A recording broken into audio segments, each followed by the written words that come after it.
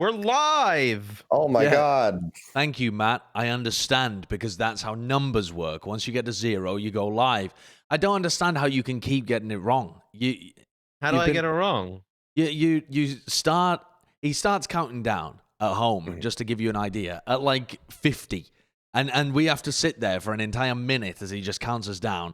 And then he just keeps waffling while we're live, ruins my intros every time. Everybody, it ruins your intro. You don't even have an intro. Yeah, I do. You know, I go like this. I thought when we lost Bren, we were going to lose basically nothing. But we lost the only person who could host the show. The only person with the creativeness to host the show. You were the original host of this podcast, and we replaced you very early on because you were too boring. Yeah, the views were flying in. The views were flying in. What, the beginning of the channel when 3 people watched, including my mum? Did your mom watch? Yeah, I mean, episode 2 had 11,000 views. Popping off. We're popping. That's not bad. Off. Anyway, welcome to episode 85 of Plat Chat, presented, of course, by T-Mobile. Did you just dab when I said T-Mobile? Yeah. Can I get you to do it on command? T-Mobile. T-Mobile. T-Mobile. That's fantastic. I'm gonna keep doing that later and later on. We've got Seth with us as well, who is, I mean, it's way too late. Why are you here? Why are you awake? I had nothing else to do, man. I mean, what else am I supposed to do at 3:30 a.m. as a married man with a job? I was just, there's nothing else I could possibly do. I decided to just come on the second show because he was looking for drinking buddies, and I mean, we're not drinking, but we're buddies. You don't know what's in here.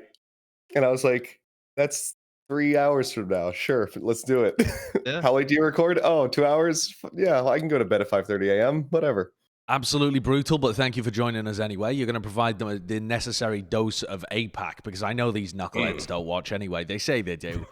I've seen Jonathan's attempt at a VOD review. It's poor. I watched on Tuesday. I've seen John's pick'em, so I know that he's not watching anything. If you're gonna joke about me not watching APAC games, I'll entertain that idea. But saying I do it poorly, no. Come up with that shit. I was watching you yesterday. You're just like on YouTube with on 2 times scrolling speed. Just like, I can't bother like using my camera. I'm too shit at observing. I mean, that's very true. I love the fact that you just said, like, not only can Johnny not comprehend the games, but he just doesn't understand how to watch them back. Like, that's what you implied. Like, he's Watching just not poorly. capable of just watching. Yeah, He's sitting there. He just has his eyes closed the whole fucking time that he's sitting there. Sometimes I feel like that when I watch some of the games, man. I've also been struggling because I've been having an absolute debacle with my laptop. So my PC is in the same room as Beth stays in, right? It's like an office where we share it. And so sometimes I don't want to just dominate the space and stream because she's either playing D&D or World of Warcraft or something. And I feel rude, like dominating our shared workspace, especially when I got a fucking green screen in there as well that's already taking up half the space. So I've got this laptop that's just been a torture to try and get fixed. It broke because I spilt beer on it, and then I kept it running. So all the beer all the beer kind of hardened and crystallized inside the laptop, and so it broke my keyboard. And then I sent it into somewhere on April the 16th, and I only January 16th. Oh, I was like April. April 16th would be a very decent turnaround. I sent it in on January 16th and have only just got it back. They lost my charger and they haven't fixed it. Unbelievable. So now I have to find somewhere else. The local place. I looked up the most highly rated place that was within like a mile, 2 miles of where I was at. And when I went in, I realized immediately that I'd made a mistake because they were just way too chill, way too friendly. Yeah. But you still gave them the laptop. I still gave them my laptop. Yeah, my $2,000 gaming laptop that I specifically bought to go to home stands. Weren't they fun? What was this place like for them to be so bad? Are they like that far out of just the technosphere? Like they don't understand anything about technology? Did you have to tie up your fucking horse when you arrived outside and leave it and then go in? They sent me regular smoke signals and telegrams to let me know what was going on. We have lost your phone charger. Stop. This could be a problem. Stop. No, I mean they were just nice but incompetent.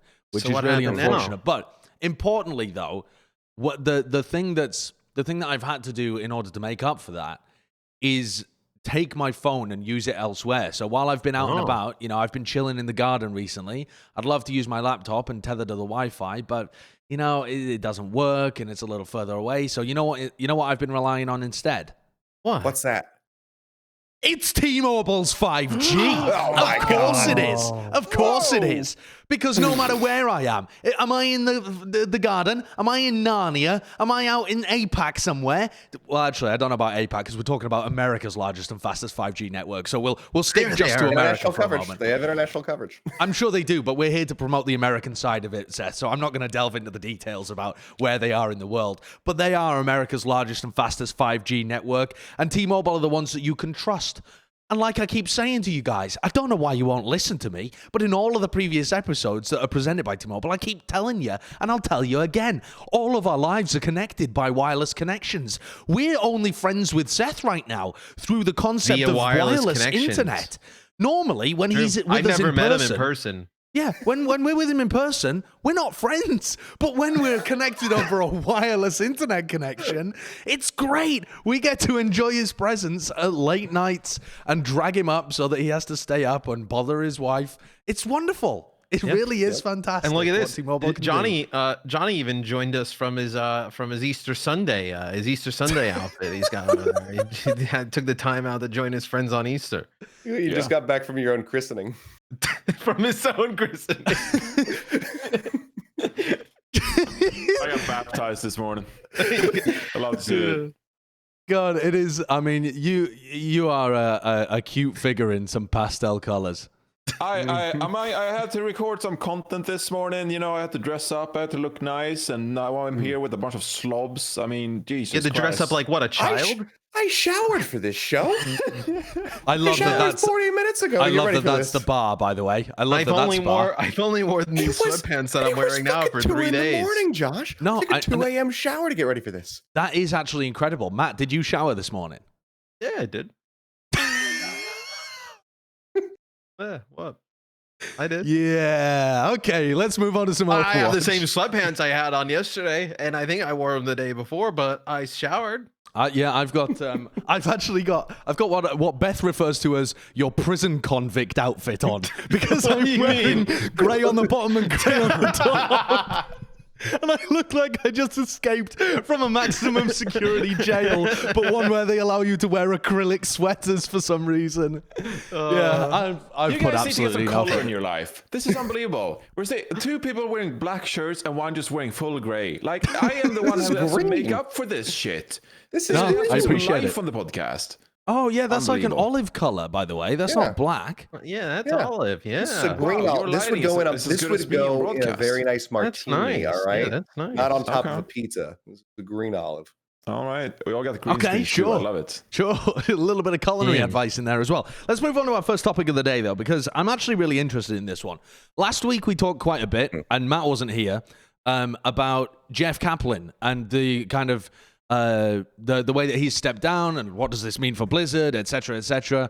And then honestly, it was just a bunch of speculation because nobody really knows what it means for the company or the direction moving forwards. But I think a lot of people from the outside were pretty negative about it. A lot of people on the inside, like us, that understand how Team 4 works, were pretty positive because we know that it's a self-sufficient team rather than just being all led by the vision of one person. But we actually got it from the horse's mouth, so to speak, this week, because Aaron Keller did an interview with GameSpot where he was talking through some of the stuff. And he actually, while a lot of the answers were him talking around giving the juice on certain things, he did actually have some really interesting takes and just answers about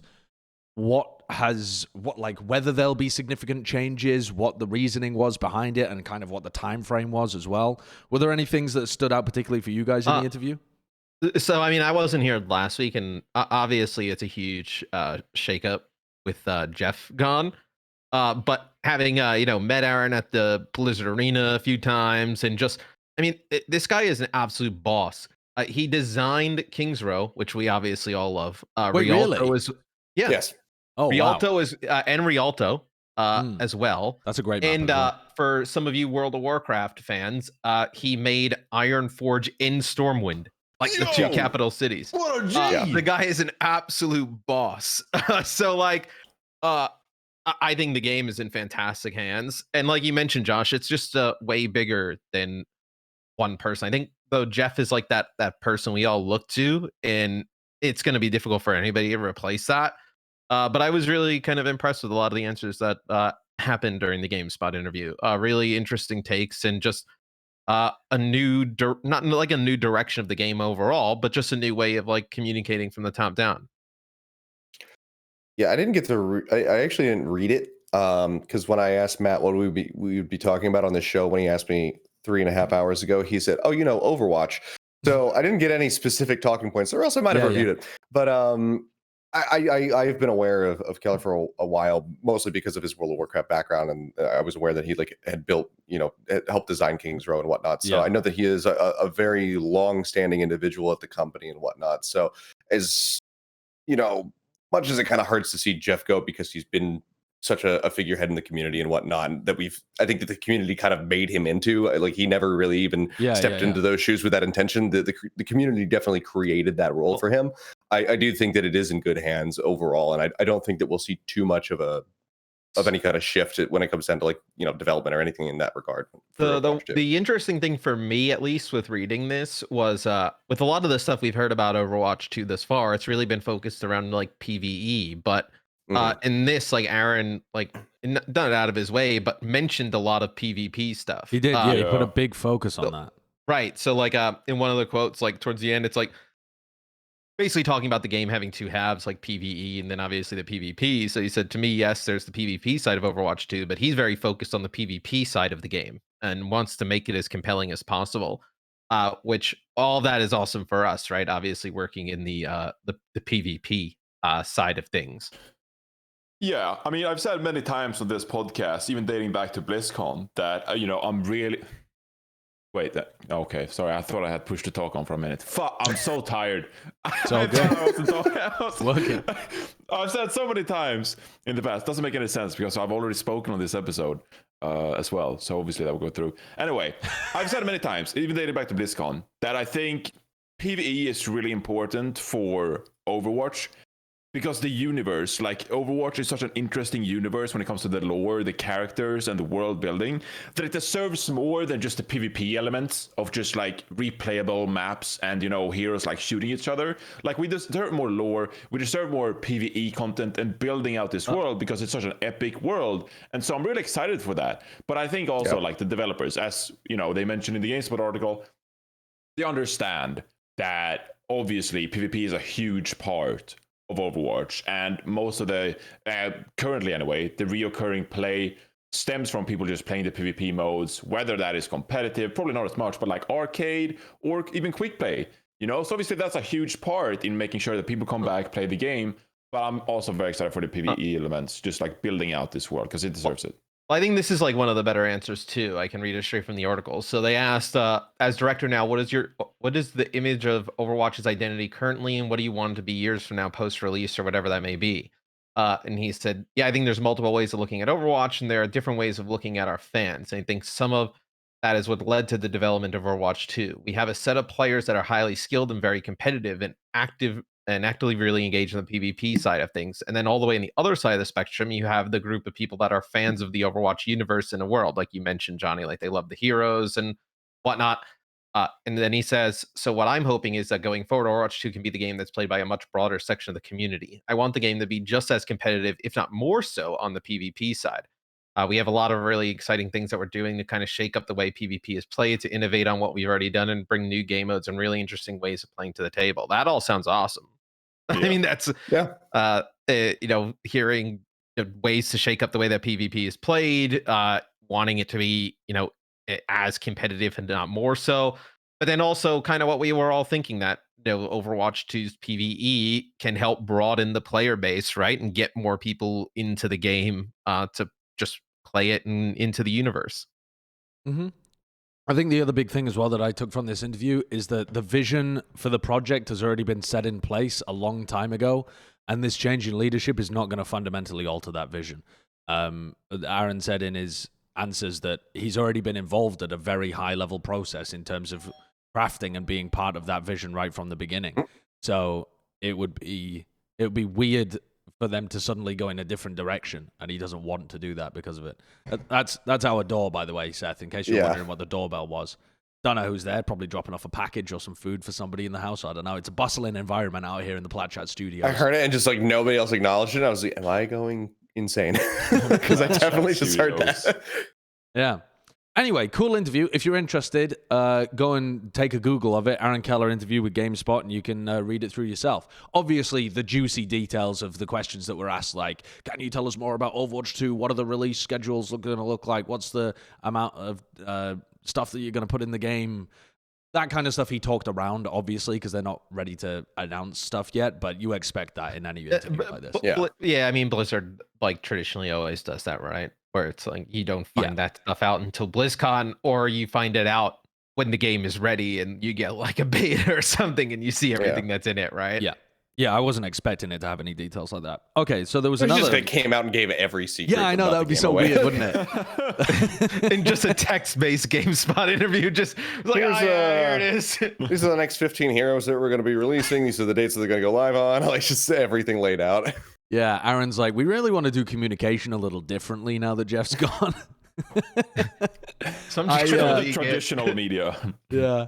I want to move on to talk about something really cool that dropped that I don't think we discussed last week. I think it actually was. I think it happened this week, right? The MM-Mei skin. I think that got dropped in the middle of this week. It was like just after we had recorded our previous episode. It feels like time is, I don't know, both going really quickly and crawling, so I couldn't remember how long ago that was.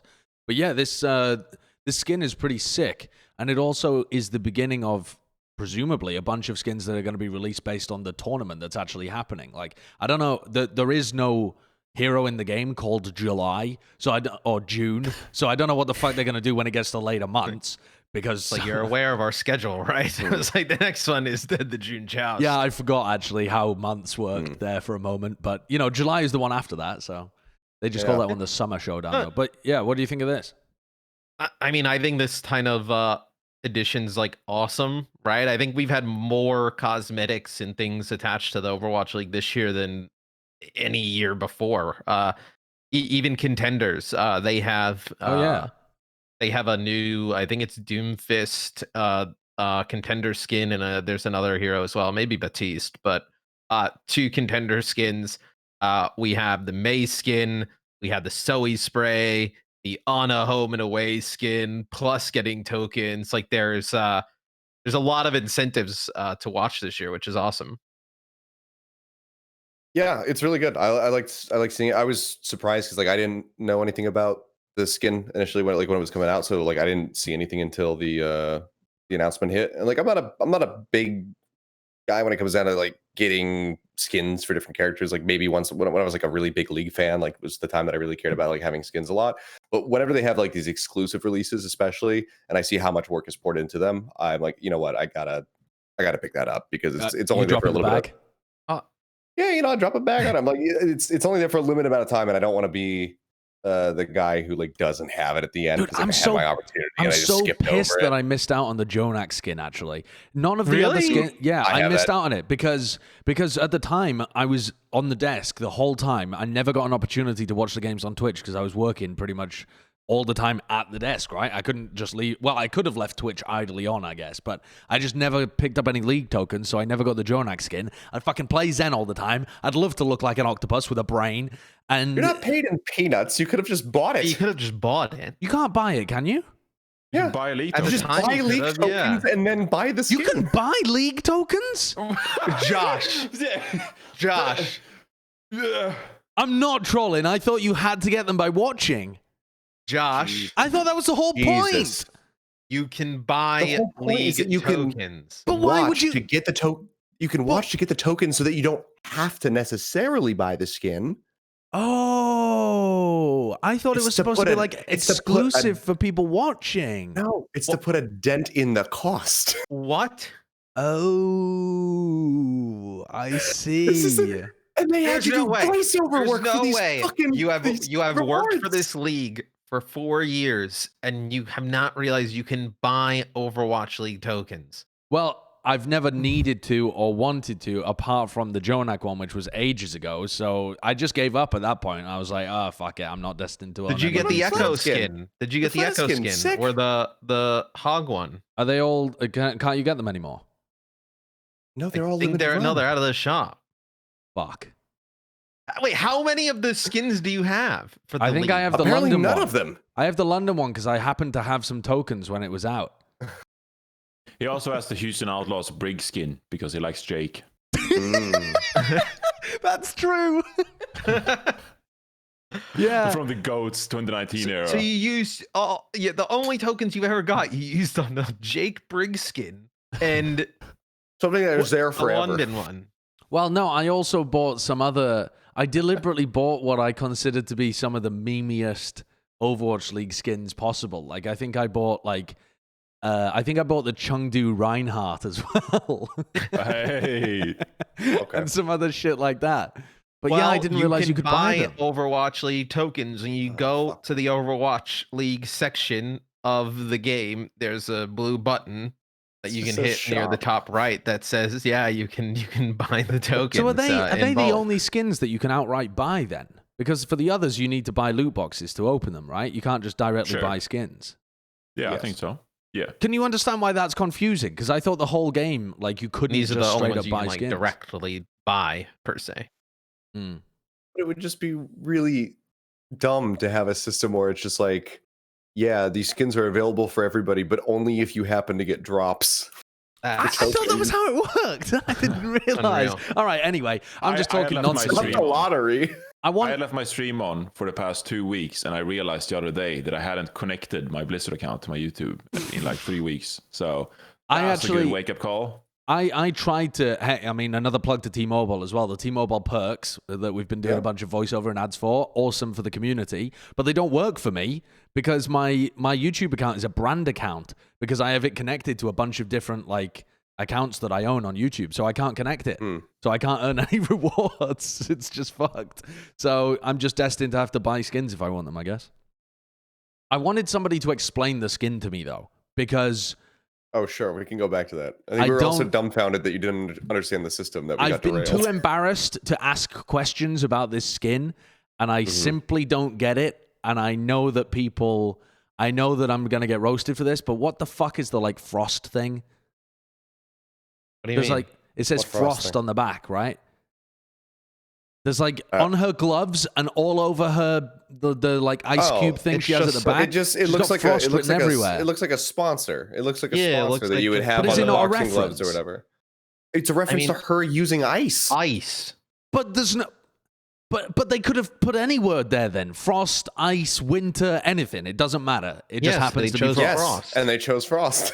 Okay, I thought it was some reference to like And in some the of back, the. it looked like a punching bag. I It's thought like it was a some- reference to like some of the old esports teams or something. Weren't there old like Like a StarCraft Zubu teams? Frost. Yeah, like a Zubu Frost is what I was you thinking you of. think this was a skin that paid homage to a Zubu Frost? Bro, that's why I'm saying I didn't understand it. I just thought it was a reference. No.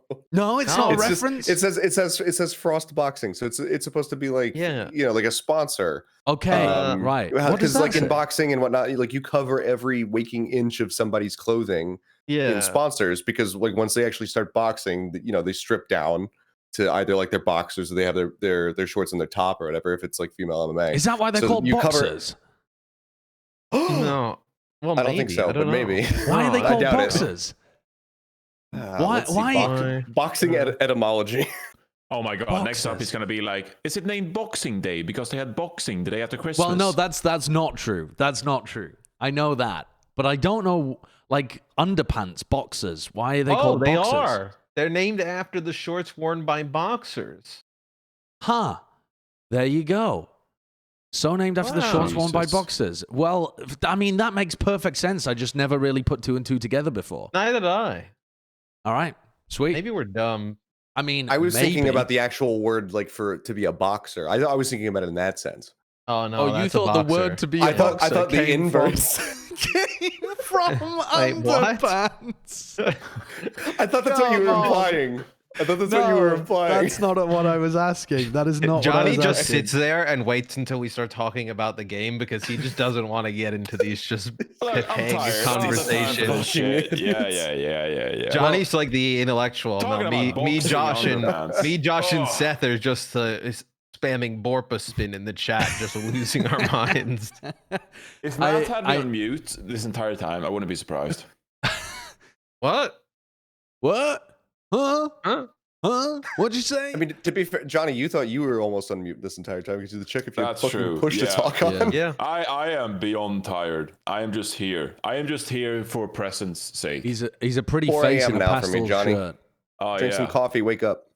Yeah, that's true. Jonathan, I've got some serious topic to get onto now though, because our bridge topic from the nonsense into the actual Overwatch League games is more nonsense, but it's the 1v1s that we've got coming up.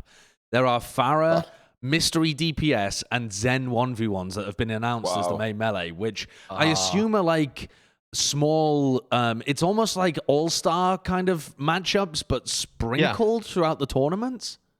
Yeah, that's kind of the idea, is to take some of the stuff that we did at All Stars that people really liked, have them kind of sprinkled throughout the tournaments.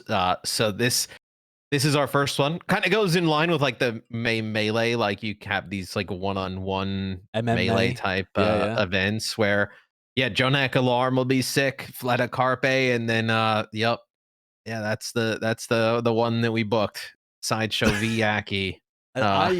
I mean, we'll get on to that one. I want to start with the serious ones, though, first. Jonak Alarm.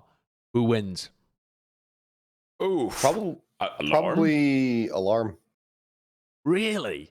Yeah. I think Alarm's a better player, but I think Jonak is kind of freaky when it comes to his Has mechanics. Jonak become like, this is actually going to sound ridiculous, has he become somewhat underrated because New York's been so like tragic? No, absolutely not. No, well, people don't talk about him like being like the best flex support in the league anymore, or even like when you hear people because talk he about isn't. Right? No, he probably isn't, but people like leave him out of the conversation a lot of the time. He's been pretty sick, but it's for me, like, it's really hard to judge where he's at right now because of like the new, up and coming team full of, there's a bunch of rookies, there's a bunch of people who have, they're not rookies, but they're not really veterans either. And bringing this roster together, there's clearly things that they need to work out as far as cohesion and whatnot's concerned.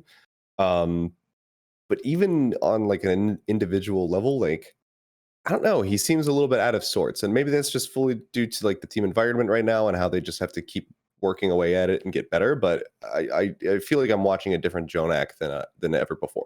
Jonak has always been very good at purely mechanical shit, though. Like when he plays the little mini games and stuff as well, you can see how good he is just from a mechanics point of view. I think I was playing a Zen 1v1 on stream recently against Jaws, and they are weird. Because you're trying to bait right clicks out of each other as you're like poking around corners, and the Discord orb you want to try and land, and so you're trying to like break LOS to get Discord orb off you. But then if you peek at the wrong time and take a right click, like it's a very weird 1v1 to have, but it's cool. Yeah, I mean, Jonak, to me, he's like fantastic at Ana and Zen, but that's like it. Am I wrong here? Like, Josh, please back me up. Like, until Jonak actually performs on Moira and Bab, he's not in the best flex support conversation.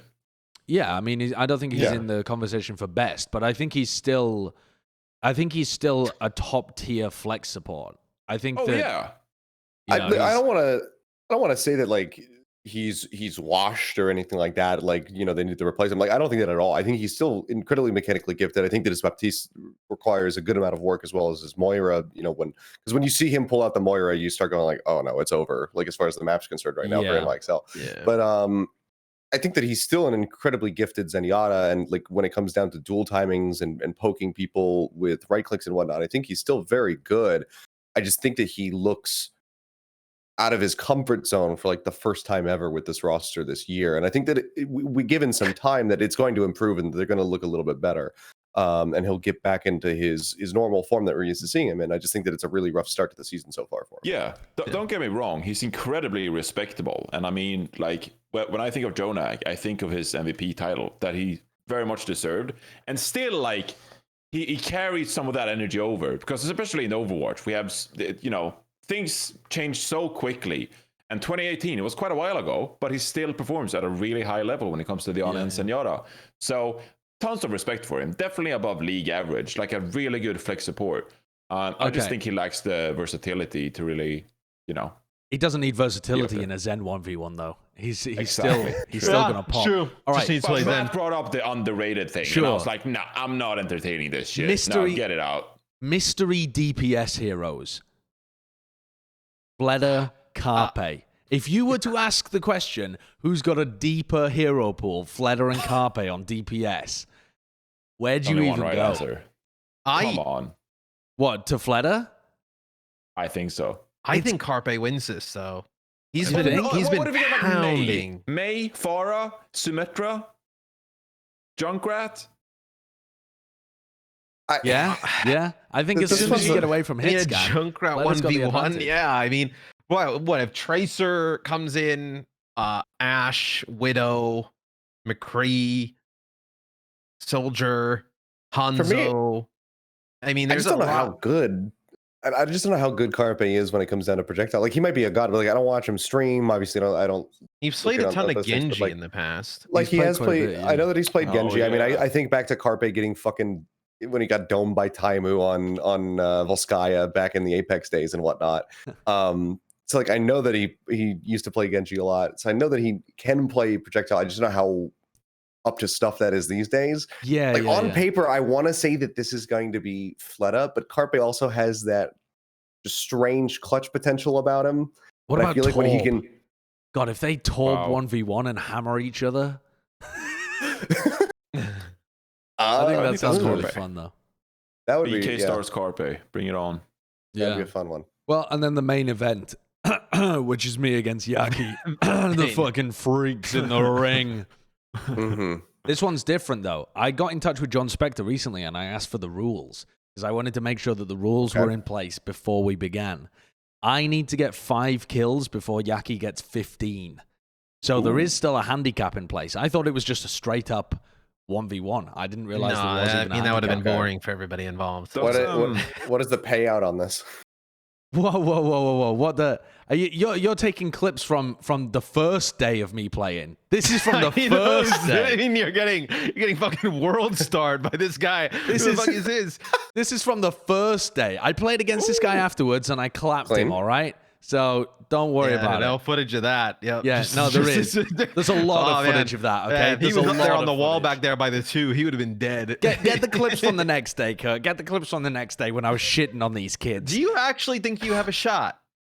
So when I played against him last time, I got to 5 before he got to 20. So I just have to be a bit better than last time. Okay. Yeah, I think it's very simple. I'm going to spend all today and tomorrow practicing Pharah 1v1s from dawn till dusk. Well, I guess I've game already mode seems wasted really a lot of cool. today. But It's just like in Team Fortress 2, but with Pharah instead. yeah, and you It's float cool. in the air instead of jumping. So it's really nothing like it. But yeah, yeah. I've been working on my Pharah mechanics, though. I feel like they're up to Yeah. scratch. My Okay. fuel Well, I think mechanics I have saw improved. you 1v1 swing chip. You were able to defeat swing chip. Yeah, manager down, then player next. We're going to Then logically player. work our way up. I should Yeah, take on yeah, Kuki Kurt, next. you Find the are. clip where Gangnam Jin gets asked if he knows who Sideshow is, and then Gangnam Jin goes, "Who?" Why did Danny even ask that question? Why did Danny that's such a set good up the question. fucking alley-oop? I mean, he had to see if he had to ask the actual question itself, and then so he was like, "Wait, do you know who Sideshow is?" He said, "Nope." He's like, "Okay, I won't ask about the 1v1." Fucking nah. Actually egoed by Gangnam Jin. Loves Unbelievable. it. Get Byron Unreal. back on that team. Jesus Christ. Get Byron back. That's Come on, Matt's man. favorite player. Bring back Zupe. Get the Get Florida Mayhem back to its glory days. Where's Chris at? Chris? Oh, yeah, boy. Chris didn't play flex support. You Is there anything on the line Chicken for this nugget. 1v1 though? $10,000. $10,000. $10,000. I'm not sure Yeah. whether I'm And- legally allowed to get paid though, so I think it might end up going to a charity or something if I win. I don't know. So Well, why It's wouldn't you free just give money it for to a Jackie. charity regardless? yeah, would you? Unreal. soulless- Why doesn't everyone give all of their money to charity regardless? Why don't all I the don't players know. give all of their money to charity? Well, you're so rich. I mean, you stream to like thousands of people, and like you get all these tier 3 subs, and you may as well. No. But you got to be making at least 10K a month on Twitch. Absolutely in no world. Not even close. We're talking about millionaires. Go attack Super. Bren has more subs than I do at the moment because he's been streaming more. Yes, he does. Yes, he does. I'm languishing down here. I just turn on my stream, do some VOD reviews, and people putting me on a third monitor while they go and play Magic the Gathering instead. I'm the background entertainment. Subs does Bren have? The literal sideshow. Oh, if you were to come defeat, on. If you, yeah. What is this? Come on. This is me getting clapped by Shadowburn. How old are you in this clip? 15? Yeah. No, I'm like 20, I think. Do you feel like you've improved since then? Have I improved since I was playing at the top level as a projectile player? Wait, no. you were playing at the top level of TF2? I was on the second best team. No, you weren't. Yes, I was. Was the second best in Europe? I was about to Kurt. I've had this conversation with the Fragile before. You were around, Kurt. Is that true? Yes. What? Dude, I was a bad player. I was gonna say I was a freak. I can't even lie to you. I was a bad player on a good team. Did you cheat? No, I didn't cheat. I just got carried. I mean, it's been a while. You could admit it. No, I didn't. I didn't cheat, Matt. I didn't There's cheat. no fucking way that you were at the top of a competitive game. Did you play at like a tournament? Yeah, I played at multiple tournaments. I won a couple. Whoa. Wait, like with a team? I won one LAN event with a mixed team because it wasn't a competitive LAN event. It was just a random LAN event. And then I won an online tournament, I guess, and then I placed second in a bunch. That's unreal. Wow. What can I say? That's unreal.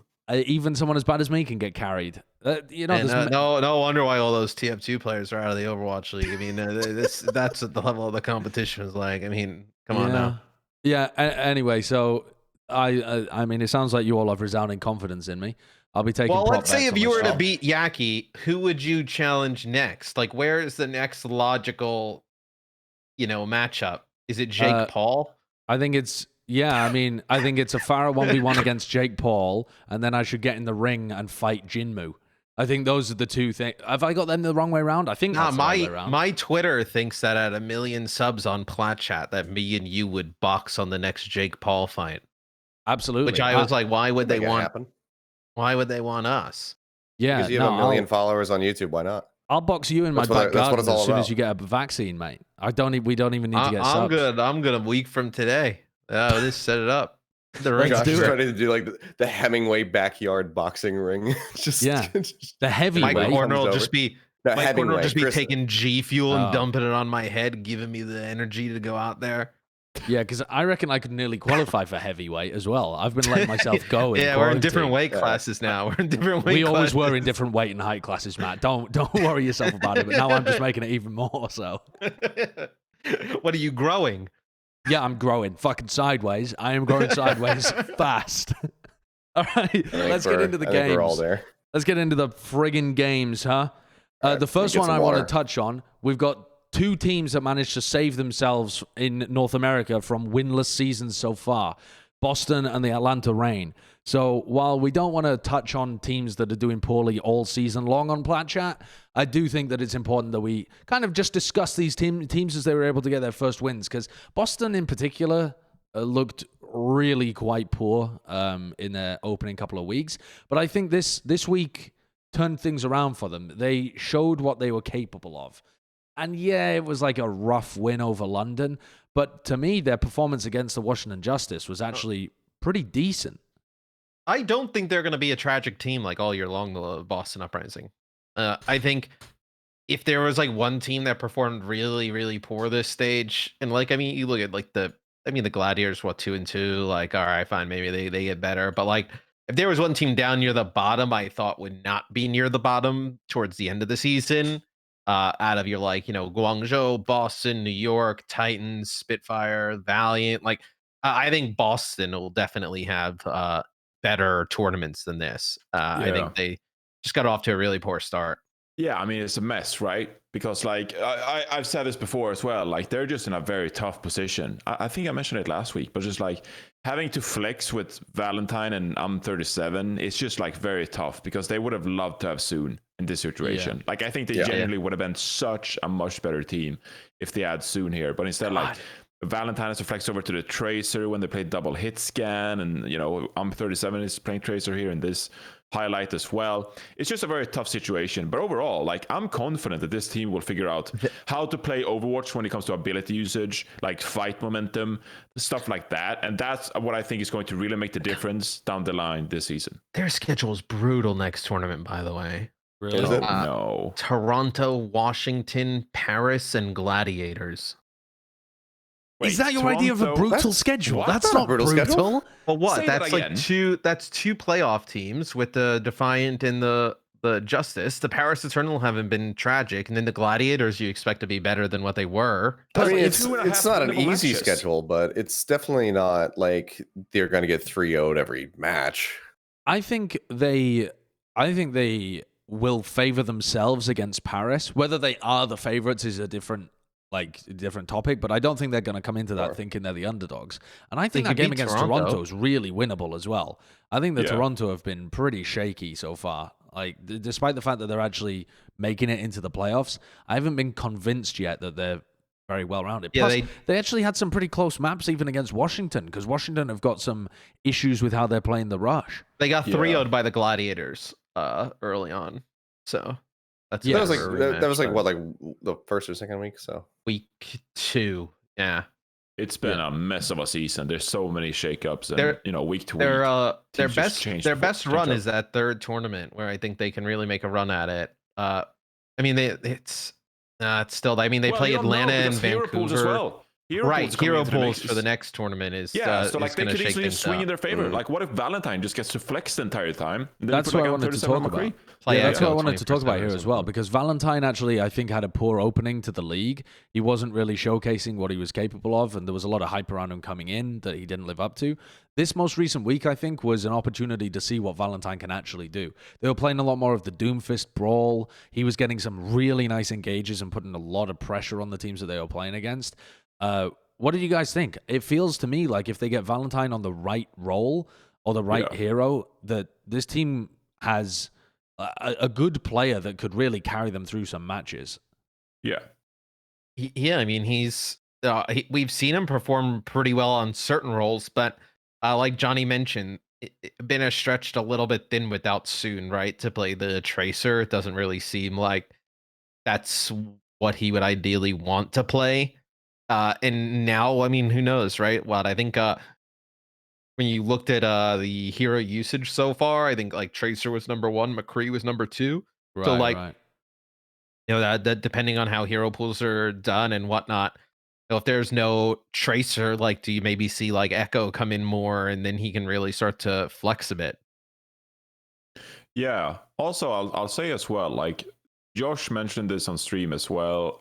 I think Avril mentioned it in our, one of our chats as well, that like people are starting to play this Echo Ashe composition more and more as well, which is really interesting when you replace the Tracer with the Echo, because you just have so much damage output. So I wonder, as the meta develops, if this would be something they could play more consistently and would actually play to their strengths a little bit more, because the meta has shifted so far this Overwatch League season. Obviously, we came in, people were, talking about Rush, Reinhardt, those type of compositions. But over time, Winston compositions have really gained ground and credibility in some of these elite tier matchups as well. So it feels like the meta is shifting a bit. Obviously, with hero pools, going to change things up massively. But this is a viable composition for Boston if they can make it work consistently. Yeah, there's a lot of... Oh, go ahead. No, I think a ton of the teams in APAC were playing this. With the Ashe and the Echo. We've been seeing it a lot more. The double bubble has been overall super prevalent, and then depending on the map, you'll get your Reinhardts in there from time to time, like on Mecha Base, and then you'll have your Ball Sigma and whatnot. But like double bubble with Ashe Echo has been really, really big over here so far. And I think there's a lot of versatility to it. Obviously, like Tracer's a great backline assassin and whatnot. You get that pulse bomb stick onto a Brig to deny the rally and all that kind of stuff. Like right at the beginning of it, it's huge. But Echo can also assassinate people almost as well as the Tracer can. And you can, come down from multiple angles. You can come out of the sky. You're very fucking quiet when you're coming down there, so it's really hard to track your whereabouts if you're, super secretive about it, if you're really good at playing stealthily. But then you can just duplicate whoever is the best option in the moment, whether that's a Diva because you want that extra D matrix to help peel and get the self-destruct off, the Winston just to knock people off points and whatnot. I think it's a really good mix of having that hard-hitting hit scan from the Ashe and then having the Echo that can just nuke people. She also plays extremely well off of Ashe because if Ashe gets, like 1-2 dinks on a tank and then you're there in position, you can just beam somebody, then the tank is just out of the fight. So there's really good combo potential there as well. So I think it's an increased level of versatility for teams that have really good cohesion to utilize. Do you think long-term Boston is going to need to try and find a Tracer replacement for soon, or is it more about finding a style like Dallas where they lean into the fact that they don't have one and try and craft comps that work well for them, like the Echo Ashe stuff? But even Dallas, if we say they don't have a Tracer and we know he's not the best, but Sparkle will still play it. Definitely, yeah. And it's not like it's not like a throw been pretty good. No, it's been pretty good. I mean, I wouldn't say that. Like, it's not like Valentine's Tracer is necessarily a throw pick either. Like, he's got plenty of highlights. I remember watching the other day. I forget if it was their last match or the one before that, but he, came up with like a 4K pulse bomb or something. So like, he's able to pull off combos and whatnot on the back of grabs or just find these good sticks. It's not like he's like tragically bad at playing Tracer. This is not like an Outlaws season 1, like they need a Tracer player situation. But I think that them leaning into it, kind of like Dallas Fuel, I think would be just a little bit better rather than try to seek somebody right now, given the landscape of like importing people. Like I'm sure there's still a good amount of like, there's probably still a good amount of like North American talent, somebody they could pull in. But at this point, you might just be finding like a Tracer one trick, and then if you put them in, then you're limiting your options, to swap around what your opponents are going to run. So I don't know if that's better than leaning into it. I think that's probably the best thing they could do. Well, I wonder with how like the Dallas Fuel played, if other teams look at that and like typically in the past, it's been like, oh, hey, you guys should just play what you're good at, right? You don't have a player in this role, just try and play something different. But we've never really seen that like succeed at the level that they're doing it at.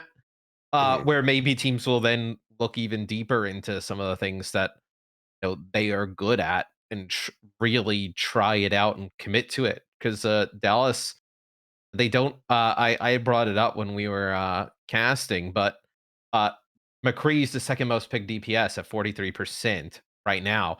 They have picked McCree 0% in the stage, which is like typically you've seen a team. Even if they don't play the meta, they fall back on some stuff a little bit in certain situations. But the other teams know they're not going to play that. They know they're not going to play that, but they're still able to craft creative stuff around it and make it work. So I wonder how their success changes the rest of the league kind of going forward. Yeah, I think it's a tough comparison because Dallas Fuel have Fearless and Hanbin as a tank line. And they obviously put a lot of resources into that. And that's why they can also get away with it, because they're so crucial to just like playing the pace they're playing as well. The engagements. I mean, it's so perfect. Like people were legitimately and understandably talking about Fearless as the best main tank in the Overwatch League right now. And I think that has credibility to it. I think it's true. If there was an MVP for the tournament thus far, it would have to be Fearless, at least in my opinion. I think he's been that good. Probably, yeah. So I think for Boston Uprising, it's all about finding like an advantage in roles where you can find an edge versus a lot of teams. For Dallas Fuel, that is the tank line. That is the tank line. But for Boston Uprising, I really think a proper hit scan would help them just like solidifying that department of their team. Because if they had a legitimate hit scan player and Valentine playing his comfort heroes and not having to flex like Sparkle is doing, I think that would elevate Boston Uprising across the board, and they would be able to rely on their DPS more, which would make it easier for Stan One, easier for Myeongbong and Faith to perform even at a higher level, because the DPS are taking up so much distraction for the enemy team.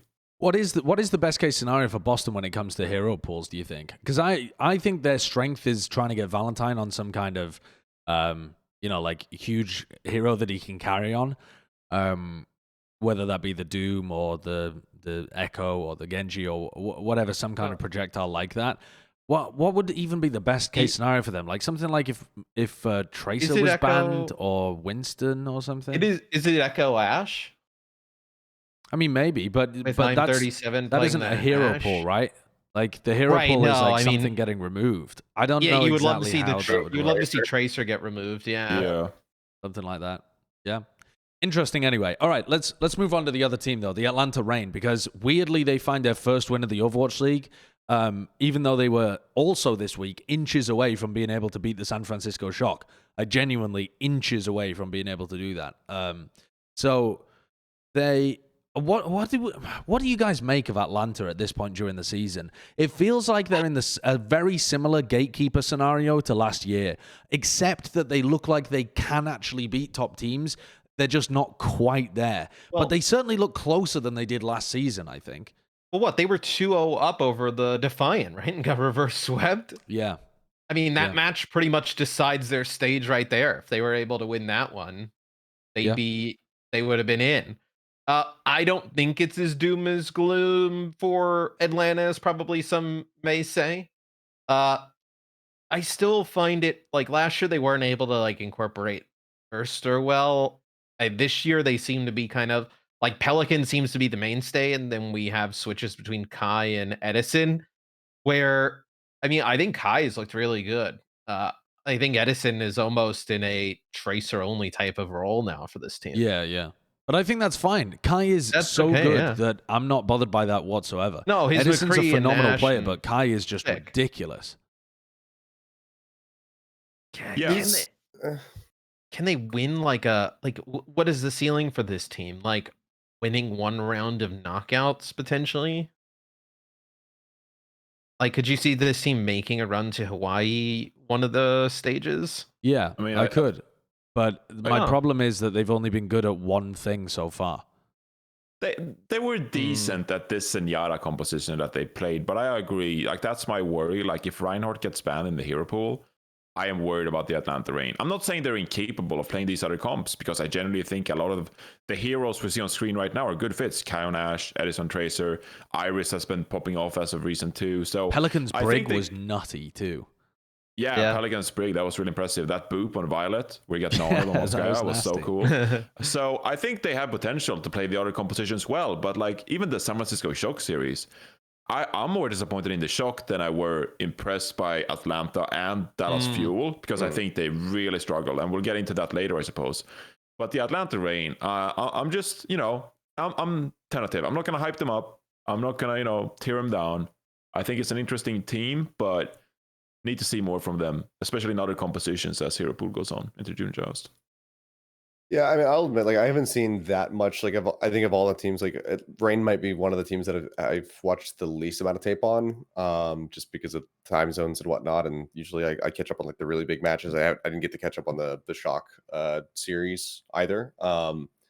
But I was surprised to see it go that close. I think that there is a good amount of potential for them, but I'm still not completely convinced that this is going to be like a playoffs team, at least in any kind of regular fashion. I think that if they could make it to Hawaii, I think that they probably only make it once. And then that would kind of be it. I think that'd be like the time in the sun. Otherwise, I think that they're going to be one of those teams that kind of like trends around the top, but doesn't quite make it into those top slots. But what is interesting, and Josh brought it up earlier when we started talking about it, how they're actually competitive with elite teams. And this is the one storyline I also mentioned going into their series against the Shock. I didn't want to see Atlanta Reign fall flat. Like, I wanted them to be competitive with the Shock, and they absolutely were. Yeah. And Shock, they weren't playing their best.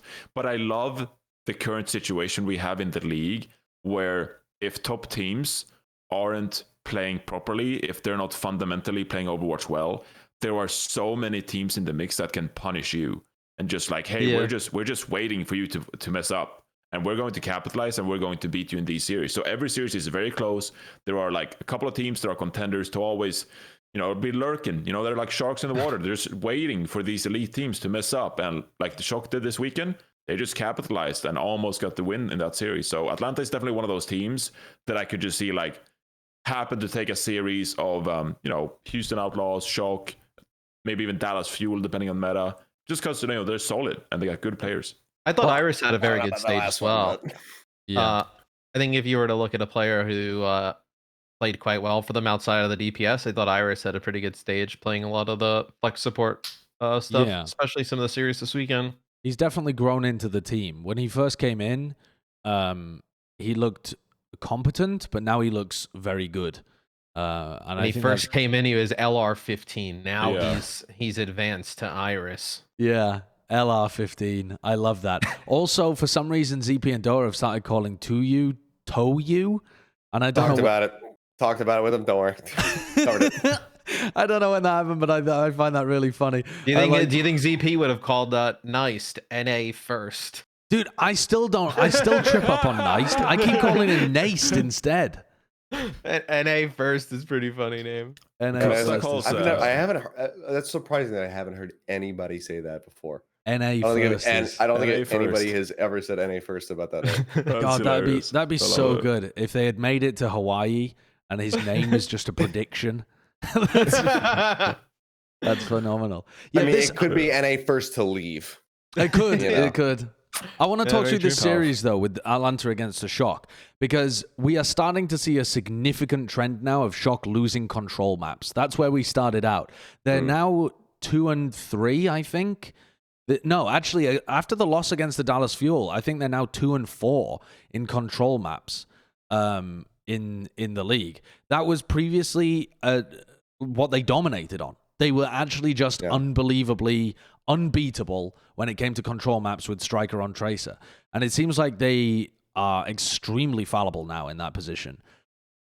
That is starting to concern me. I brought it up last week on Plat Chat when it was like 2-2, but this is now to me becoming a pattern of like, this is a problem for them. This is going to hold them back from being able to win. The last time I was on, we talked about just how FD God and Violet are so aggressive together, where like Moth was a little bit more passive, where you can find one of these supports out.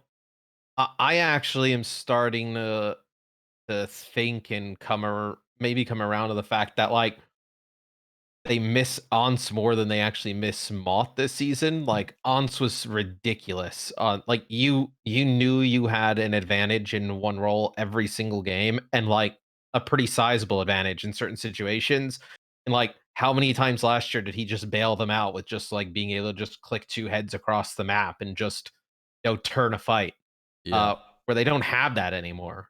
And I think you see even the whole with Ons in the fact that they put Violet on the McCree and like play him on DPS. I mean, Violet on McCree on Volskaya as well. Yeah, it is a map that they end up winning, but the comp doesn't seem like a long-term solution to me to be running stuff like that. It just Violet played a little bit of Echo in that map as well. No, sorry, it wasn't that one. It was when they played against Dallas, was it?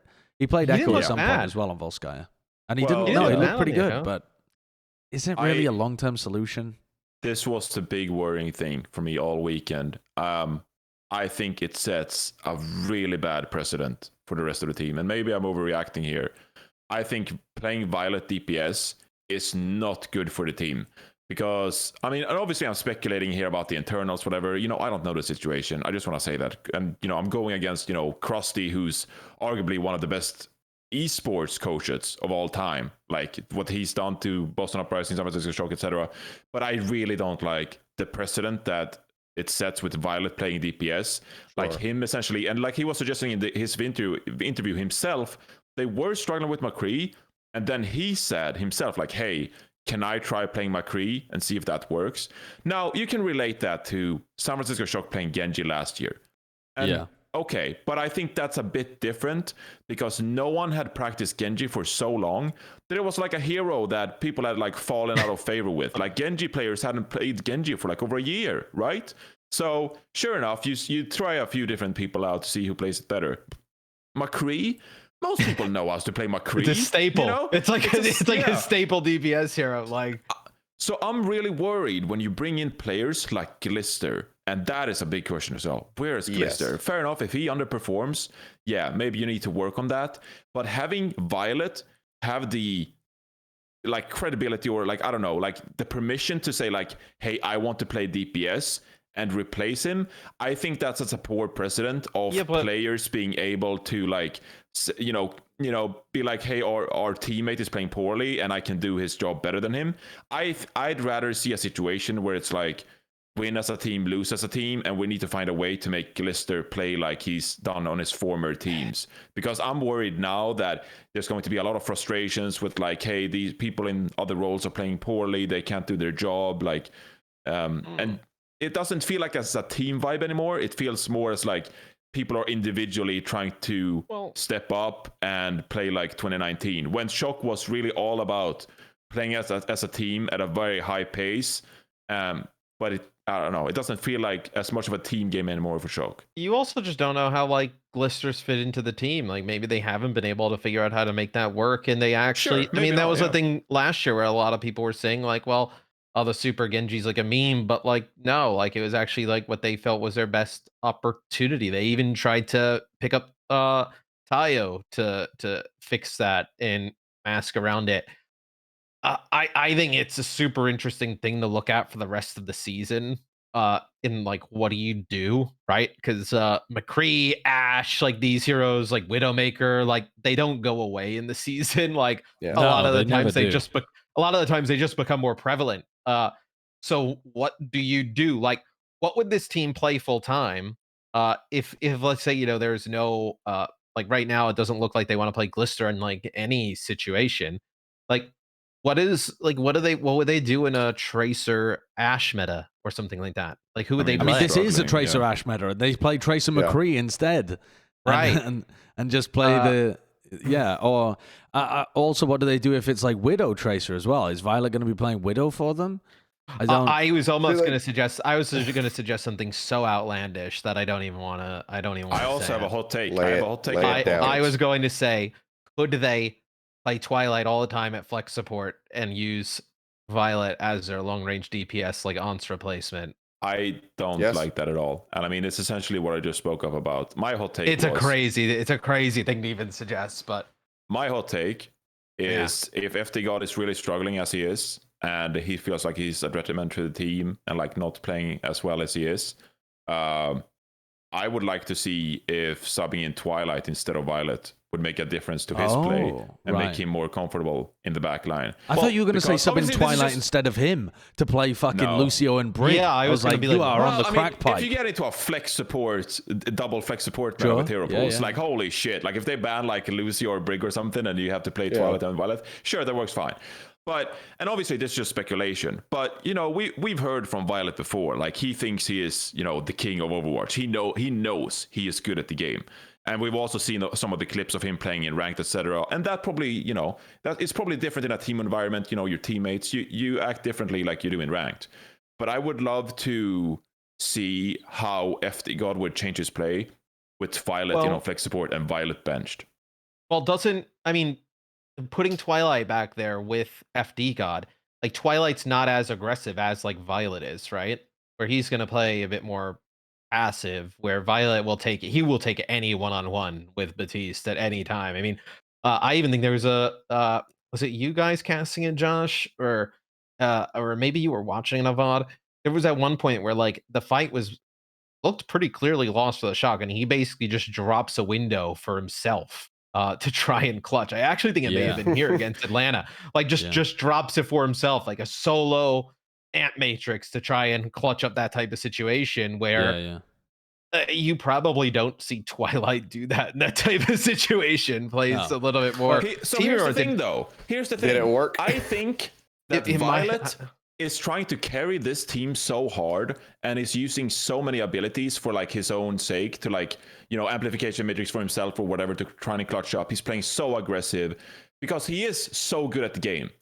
But I think that could potentially scare off FD God a little bit and be like, yo, like you're going hard, dude. Like I can't keep up as a main support and I'm trying to, tone down my bad habits. Like I could see FD God not being able to keep up with Violet playing this aggressive and this selfish and like, but then I think that's how you end up with him on DPS. Like you don't want to sit Violet. Like his aim is like crazy good. Like he's a fantastic player. Like maybe they feel like the future is moving him around a bit. I feel like they're trying to force it too much. I really think that Shock needs to go back to working on their fundamentals. And obviously, like they could this episode could go right there. They could have all their players just tweet at me like Reinforces a dumbass and everyone would agree. But like for real though, like I think Shock probably has some, fundamental problems to figure out. And I don't think that's a hot take. And I think that trying to bench Violet, get the team on the same page, work on some of their ability usage, their shot calling, their rotations, like that kind of stuff. You need to mess around with some different players, different vibes, see what works for them. So I think trying stuff out, it doesn't hurt. See what works best for the team. It doesn't. I think that I actually have no issue with them trying Violet in a DPS role, or if they wanted to shift him, God forbid, somewhere else, whether it was to main support or something. Like, I'd be like, okay, because I know that he's very good. It's just the thing that gives me pause is when I look at who else is on this team and I say, why in the fuck is Violet doing this? Why is he playing McCree? Why isn't he playing some other oddball pick, like Super coming out and playing Genji? Like you said, like that was more random, but nobody was really playing Genji at the time, so it made a little bit more sense.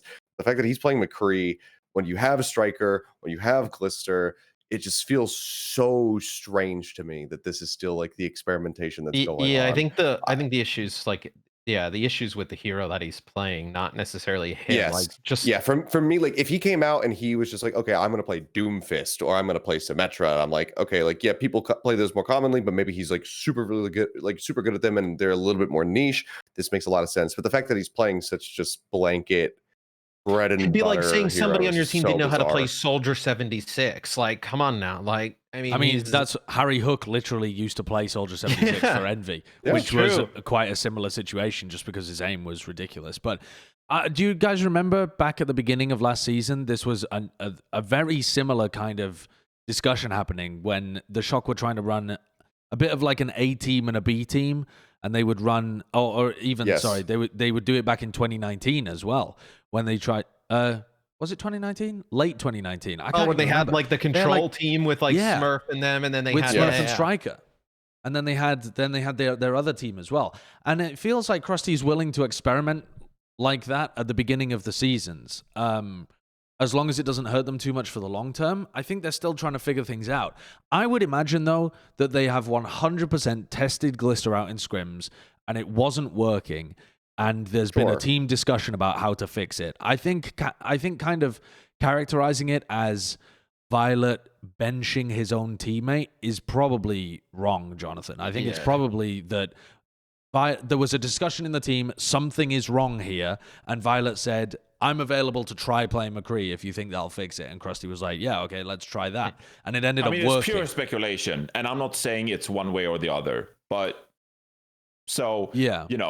when people eventually roast me tomorrow when this episode goes live, don't be like, oh, Johnny said that Violet, just like big dicked himself into the McCree position, and I mean, that is kind of what you said to Glister. Or no, it's not quite that harsh. But I just think like if I was the coach of the team, I'd probably be like, hey, Violet, like, that's probably a worthwhile, endeavor, and we could have tried that out, but I don't think that's a long-term solution, like Sideshow initially said. So I think maybe we shouldn't do that and instead work on long-term fundamentals. They did have some success with it, but I still don't think it's a long-term solution. And I do agree that it's not. So I think it's a red herring. Yeah, I think it's a distraction for the team. If anything, it's like you're getting short-term benefits, but it's not going to solve the issue in the long term. The long-term fix is to bring up somebody like Glister up to speed to figure that out, or to find somebody else, like bringing Tayo up to speed or whatever, or even having Violet broaden his hero pool much more if you are planning to run him in that role, because like we said, what happens if it goes to like Ashe Tracer or Widow Tracer? Really, they're kind of fucked because their best player for all of these is Striker, and he has to play the Tracer, otherwise you're just straight throwing because he's the best Tracer in the world. So it's kind of an okay problem to have in some looking weird less and way. less like one as time goes on, though, at least this season. They still have been able to make it work. I mean, they won that map against the Atlanta Reign. In fact, the maps that they ended up losing are when they played the rush comps, when they played what we normally think of as being the best stuff for the San Francisco Shock. It's that kind of style where they feel like they aren't dominating everybody else in the same way that they were last year. And my brain keeps coming back to two crucial components, which is the lack of Moth and FD God coming into that position, but also the Mei play as well. Because I think Nero's been pretty decent, but Rascal was something else at the beginning of last season when he was playing the Mei. Yeah, You've also now had a few years of like drain of staff, right? Yeah. In terms of brain coaching drain? staff, We like mentioned you've that, yeah. had like a ton of just brain drain from a lot of the coaching staff of the championship teams, which obviously they're going to get like head coaching jobs elsewhere, but you're not easily able to replace those people. And clearly they've done a great job with the other teams that they've gone to, so they're clearly important to the Shock. Our title here is the Atlanta Reign choke against the Shock. How much do you think it was a choke? Do you think that Atlanta Reign should have won this series? It felt to me like their brains turned off in the 5th map because they knew they were already eliminated from the Mei Melee. And yeah, I mean, they just didn't seem mentally in it, whereas Shock still very much were. Yeah. I feel like this is like one of the most vulnerable times we've seen this Shock team look, where if you couldn't beat them here, especially when they're not looking great, they didn't look great on the rush style, which they're usually dominant on. Like when would Atlanta beat them, Sure. Yeah, without me having watched this, it's really hard to say whether or not this was a choke or not. Yeah. Yeah.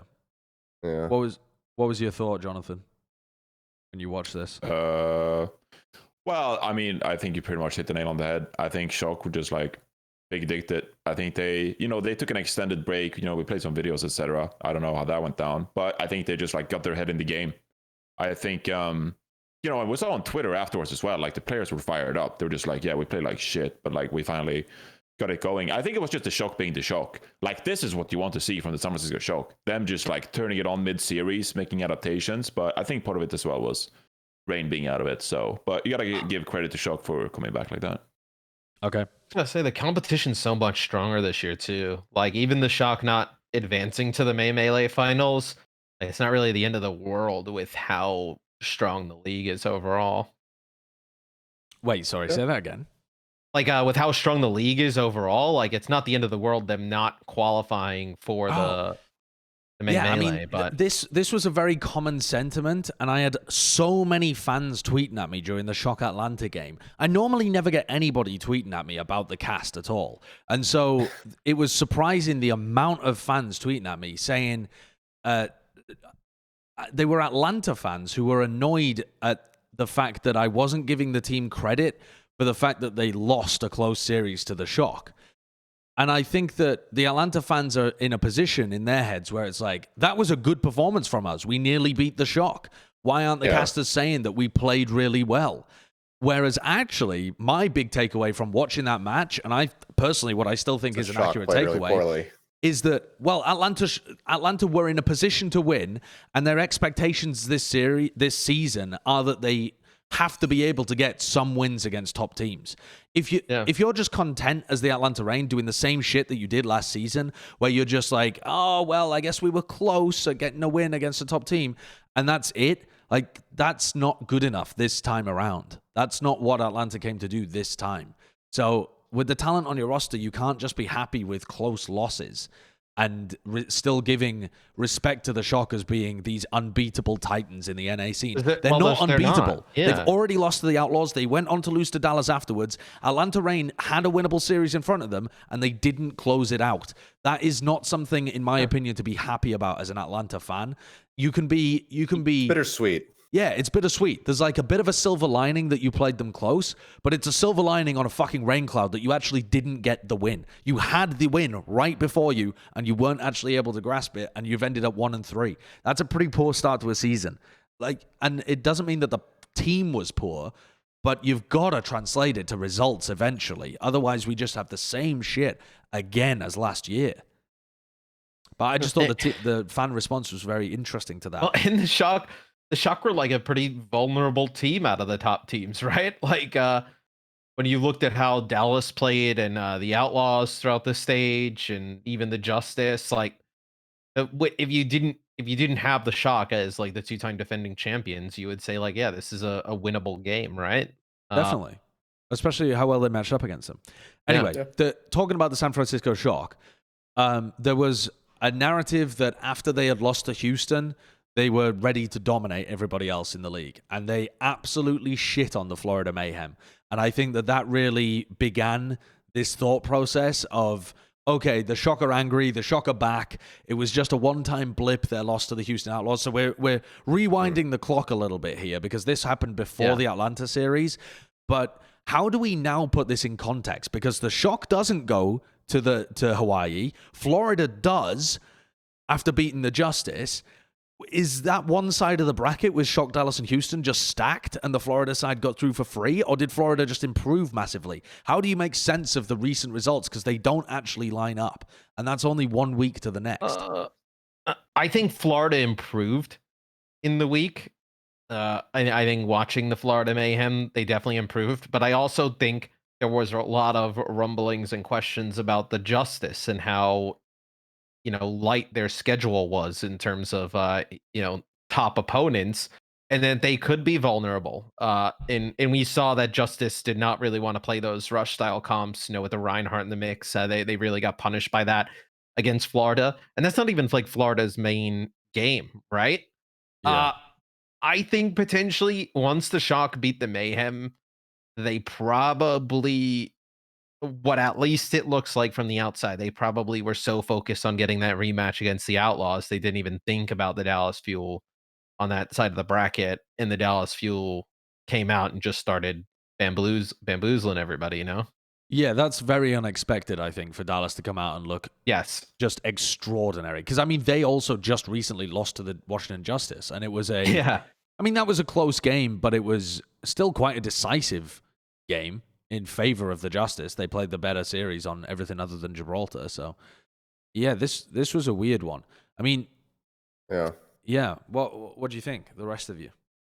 I thought that I was so shocked because I woke up and I was expecting to see that this was going to be a really close series. Like I still predicted that Shock was going to be able to take this, but I thought that this was, like 5 map potential between these two teams. And then when I looked at the score lines and all of the maps, I was just like, oh my God, like Florida just dropped their fucking spaghetti all over the goddamn place. Like, what happened? So I had to go back and skim through some stuff. And I was just like, they're just not really playing to where I thought that they were going to in the series. And like Shock had improved. They did have like that bounce back, but I felt like Mayhem in this series in particular had kind of like reverted a little bit as well. So it was like Shock going like this and Mayhem going like that, and just really offset the scales. Yeah. I felt like OG was not particularly coordinated with his team in this series, and it made a drastic change when they moved into the game against, actually both games against Toronto and then against the Washington Justice, just seeing the team click. But I don't know whether to believe in it for the long term when you see an upwards trend, but it's only over the course of 1 week. Is it a trend or is it just a hot week for them? And they're going to be back to playing like this? Because I think that it's a similar situation for both Florida and Dallas, but it felt like Dallas found something a style that worked for them, whereas Florida didn't shift their style particularly. They just seemed to be much more in sync, and all parts of their game had improved. But that's just over the course of 1 week. Is that going to last? Yeah, Kessler just sat on the desk. He was just like, hey, it's Florida's day. And he just prayed to Florida against Washington Justice. He just saw their first match and was like, yep, things are clicking. They're doing their good thing. And they got good enough players to, when things click for them, they're just a really good team. So it really was one of those, things that happen overnight where the Florida Mayhem just like, yeah, OG's looking good, playing good with the rest of the team. Yaki is clicking on Echo and Tracer. BQB was phenomenal. So it felt like a really good day for the Florida Mayhem. A bit of a breakout match, really, because, they're always a bit of a dark horse, but now you got to respect them all the time because everyone's really good on this team. Is that going to last, Jonathan, or was that just one good day? Because, they did get shit on by Shock. Yeah, I don't know. I had a 3-0 in the Shock series because I think that Shock would just like manhandle them on Hanamura, and I think it was Eichenwalde, right? So because I had so much respect for the Shock already, I really did. So I think that was kind of expected. I think it was a poor matchup for the Florida Mayhem against the Shock, really. And I think it's just very different playing against the likes of Toronto Defiant and Washington Justice. I think that's where those two were really good matchups for Florida Mayhem, given the compositional styles, and it just clicked for them. I don't know if it's going to last long term. You should ask Avastat because he's so smug now. It's leaking from his Twitter. But yeah, we'll see. I don't know. I just think Florida Mayhem is a really good team, and they got some good matchups ahead of them. I actually think the Florida team is legit. I think the only real question mark we had was like OG's consistency with the team. I think with that, adding Slime kind of went under the radar, especially because we hadn't seen Slime play really at all last year. He pretty much had a year off. Yeah. Where I think he's a huge addition in the main support role. I mean, compare Slime to Chris, right? In terms of where they were at, in terms of that, or even like Byram. If they keep OG playing consistent, the thing with OG has never been individual talent or mechanics or anything like that. It's just been getting him to play with the team, play consistent. If they get that out of OG, and I truly believe this is the best chance for OG to have that in terms of the team around him. The coach is a former main tank who's played in the league. If they get that type of play at OG, BQB and Yaki, they can go toe to toe with anybody. Gargoyle as well. Like I really believe it's a team that can make a lot of noise this year. Where coming in, I actually thought that this team would be more around where Atlanta is too. I didn't feel as great about the Mayhem, but now seeing them, I'm a pretty big believer in it. Yeah, I am as well. I think that Florida is going to be a team that can consistently be around like the top four, maybe just top five, like if they have those dips. But I agree. I think that OG is going to be the biggest concern, and it's just if he's not on a given day for a match, I think that they're going to falter a little bit. But when he's there, I think that their ceilings are really, really high. The fuel, I think that the fuel, like this is a bounce back for them, but I think that this is one that's going to last a little bit longer compared to Florida. I think that they're actually going to be able to ride this way for a really long time, and I think that they are going to be just generally one of the best teams in the league, period, throughout the entire season. Oh my God, Dallas Fuel. Okay, before we get on to the Dallas Fuel, though, I want to touch on the Washington Justice's regular season. So, building up to the May Melee match, we've just talked about this, but Justice and Houston are your top-seeded teams coming out of the regular season first quarter in North America. They both finished 4-0. But I really feel like Justice, even during their regular season games, demonstrated some serious weaknesses to their play. Like, when they were playing the Rush against Boston, they definitely looked like they really struggled to deal with what Valentine was throwing at them on the Doomfist. And just generally speaking, their overall rush does not look as competent. But Justice and Houston being right up at the top right now, do you think they're actually... It seems weird to even ask the question, do you think they're the two best teams in NA? Because they literally lost in the May Melee knockouts, both of them. But coming into it, were you true believers? What did you think, Johnny? Yeah, I was a believer in the Washington Justice, but I think what I was looking for was just Decay, Assassin, Mag, and Fury to take over the series and just be that good in the dive compositions. But then when the Oasis pick came through as the first map in their series against Florida Mayhem, and Florida Mayhem won Garden and then went over to University and forced the Rhine battle, I was like, wow, it's game over already from here, because now Florida Mayhem, they have the loser's pick advantage and they're just going to play Reinhardt maps and win that duel for you.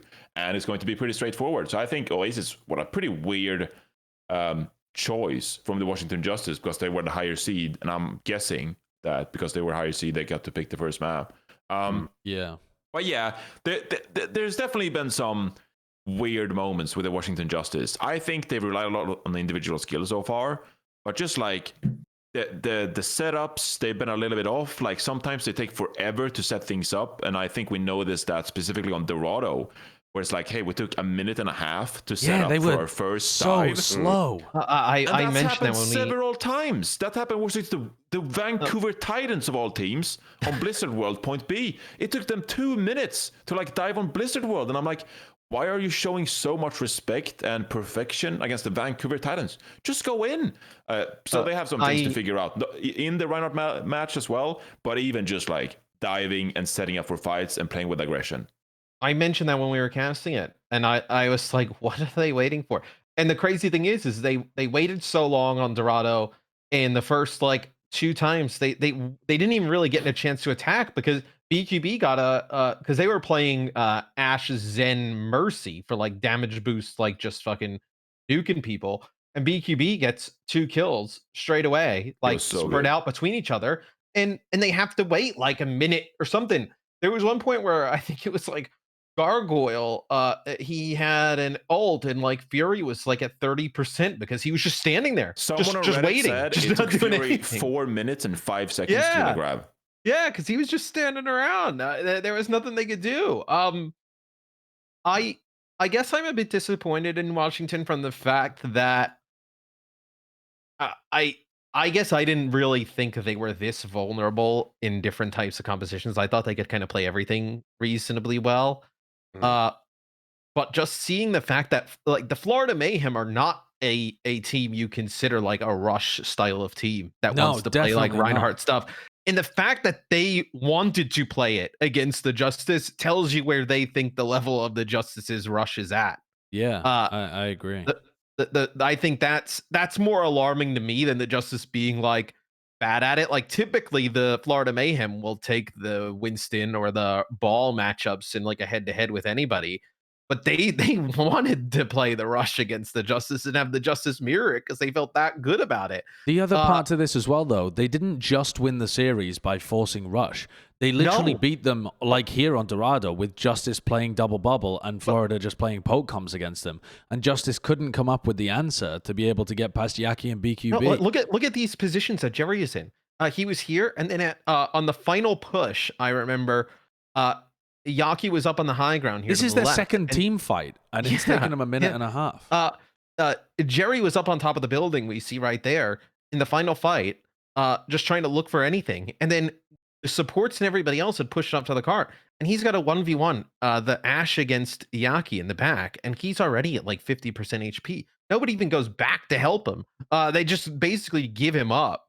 And like at that point, like what you're asking like Mag Fury and Decay to win like a 3-on-5 like on the cart. Like I will say that it was really impressive from Florida Mayhem how they juggled OG and Yaki here, because it's impossible for Justice to push the payload, because Gangnam Jin provides the healing orb to Yaki and also puts the Discord orb on whoever contests, and then OG as well, which is like bullying Decay. So Decay really has like nothing going for him in the Tracer matchup. But then it's like, this is the only dive that he really had. And it's like, they have a flux. You've dove once and they have a flux up. Like, I don't know. It was so. And Fury's at 55% to a grab. I think 50% to a grab. Work. You don't have an advantage in the Tracer matchup. I think you should play faster or swap off the off-tank pick, something to just have a bit more pace. It's so hard otherwise. But I think that what Josh said is something that went under the radar, and I tried to bring it up during the series, is it's not like even when the Justice were able to get the mirror in the matchup they wanted to play, they were dominating in it. No. Like the Florida Mayhem were like as close, winning fights pretty consistently in the double bubble as well. What I've been considering as well is that think about the two sides of our knockout bracket in North America. I think they were pretty evenly divided between the teams that are very good on rush kind of stuff and the teams that are very good on double bubble. Now it's not perfect, but if you were to say who are the best teams so far on rush in NA, you'd have Shock and Houston up there, definitely. Maybe you'd have Atlanta, but Dallas have also been pretty damn good at it when they were playing their Mei sim and that kind of stuff. And when you actually saw them play the game, it was clear that they were excellent at it when they actually brought it out.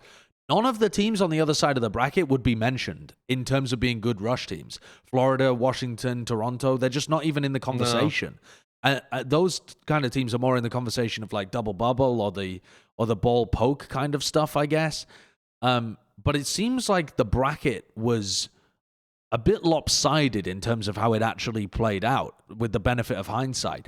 Or maybe that's just me trying desperately to discredit the Florida Mayhem again. But I feel it was lopsided. But maybe I'm still trying to underrate Florida. You're spiteful because they're your ex team. They cut you from the roster, so you're trying to throw them under the bus every twist and turn. Yeah, I get it. I think that this was just, I don't know. I looked at the series, and again, it wasn't the result that I had anticipated, because like I rate Justice super high for the year. Like I think that Justice is potentially top 2 for NA. Yeah. And like they've already showed that with the start to the season going 4-0. Yeah. But then they just kind of drop it here in the playoffs. So I think that as the season goes on, they're going to build consistency. I don't think we're going to see this happen again when it comes down to June. But I think that this was kind of them. Sorry. I think it's them like playing down and then Florida playing up and get some water. See, I was really impressed with the Mayhem, Josh. Like, I thought the Mayhem showed this weekend that they were able to play everything at a pretty competent level. Oh yeah, where I think you absolutely. saw teams that had like clear strengths and wanted to play like Toronto really only likes to play the double bubble with like Sombra stuff and things along that line. You saw the Dallas Fuel, they played a really good rush. They didn't really even play like that much of the Winston based stuff. But they are extremely good at it when they are extremely good at it. But I think the Florida Mayhem is one team that you saw. They're not the best at one specific thing, but they play everything at a pretty high level, which that allows them to take advantage of situations like this, where they know that, hey, our rush isn't the best, but we know it's better than the Justices, right? And let's say if they played a rush team, and they want to try and force double bubble, they know their double bubble's good. Where that's where I was impressed with Florida, where I think that's kind of why I think they're dangerous in the Final Four. Yeah, and that really happened this week. Right, like before this week, I wouldn't have said that their rush was good enough to beat most of the other teams. But now, after watching this and after watching them play the poke comps as well, they really have demonstrated that they're one of the most well-rounded teams in North America, as long as they can keep this up. But I just wonder how it would actually match up. Like, if you're a jack-of-all-trades team, how does that actually end up matching up against people who are the best on that role? I mean, then again, I say that, but they literally beat the Justice trying to mirroring them on Winston comps. So they still played well. And with map picks and stuff, they're going to be able to take teams to stuff that they don't feel great about, right? Yeah. With how map dependent meta look. And let's say the other team then gets the pick. This is kind of what happens with the Justice series, right? Where even though that the Justice couldn't compete in the rush, when they still played this double bubbles type of stuff, the Florida Mayhem, it wasn't like a free win for the Justice, right? They were able to match it pretty consistently. I also want to say, before we finish off with the Justice, I know we talked a lot about their supports coming into the league. I thought Bebe and Closer were fine through the melee. I thought Bebe played the Ana really well. There wasn't a part where it felt like they were, holding the team back or letting them down. Where I think that was some of the worry going into the season. Yeah, I think that was one of my biggest concerns about this roster was just going to be the support lineup. But they've impressed Bebe especially. I think he's looked extremely good at times. I think he's had some really pop off performances. So I think this is a super well rounded roster that is going to be able to excel in the long term. I think they haven't lost the Justice games, but at some point in the season, they may well hold them back from winning games. And that might sound like a subtle distinction, but when I compare them to other backlines, like when I was watching the Washington against Dallas game, where the Winstons were just popping off on Gibraltar, what struck me about halfway through it was that I realized I hadn't seen the backlines do anything for either team the entire map. And then when I watched Philly play against Shanghai, Alarm and Izzyaki are having enormous impact from the backline. And when you get to like the elite tier play, like when you play at Hawaii and that kind of stuff, I feel like not having a backline that can do that is going to make subtle impacts in enough team fights that it will just end up with you not being able to win like big games like that. But at the moment, it's not holding them back. But I have a sneaking suspicion that it will at some point.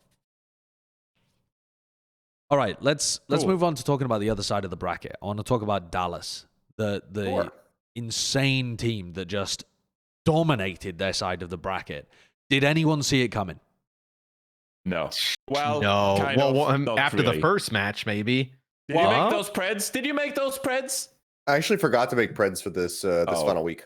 Here we go. Here we go. No. So look, the politician, the senator, he's always got his excuses. No. So seriously, I forgot to lock in like the pick'ems for this final week, so I don't have any kind of proof or anything like that. Okay. But let me look back at it here, just to give a little bit of a revamp. If you want, I obviously the whole meme of Sunday was that I was close to predicting Dallas Fuel because it was that I just had an orgasm on the pre-show about how good I thought their team play and ability usage momentum was. But I didn't even I didn't fathom them beating them this easily, and also like the way they dealt with the Houston Outlaws. That was something else. I mentioned in the post show. Like I can't remember the last time a team just like stomped top tier teams like this.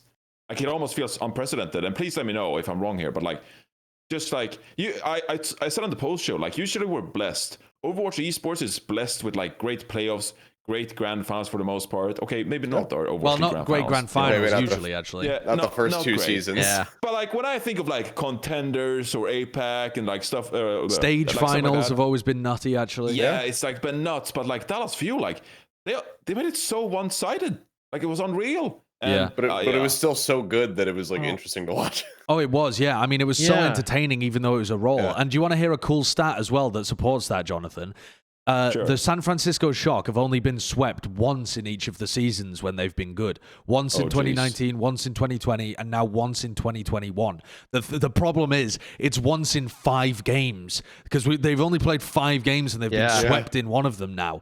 So people do not do this shit to the Shock. They simply don't. And you don't do it a second time. And yet Dallas looks like the caliber at the moment where they could, like if the Shock had been in some kind of double bracket or double elim or some way that they could have played them again in this meta. Because remember, the next time they'll play them, it will be with hero pools. If they could have played them again, I think the Dallas Fuel could have done it to them again. Yeah, I think so too. It feels a bit honeymoony, like Dallas have really figured out their style and other teams have yet to counter it. But at the same time, they are just so far ahead of these teams. Like they were just shit stomping. It was shocking to me, just 2 seconds. It was shocking to me how hopeless it felt for Shock and Outlaws. Like you could see like how they just felt hopelessness in like hero swaps, how to play. The Outlaws tried so many different swaps. They had Dante on Echo, they had Happy on Doomfist. They were like, how the fuck do we stop this Symmetra? I mentioned it like during when we were casting, but I bet you the Outlaws wish they had the Shock instead of playing Dallas. Because like Dallas is the only one who does this shit like this, and it was clearly working with how they were playing against the Shock.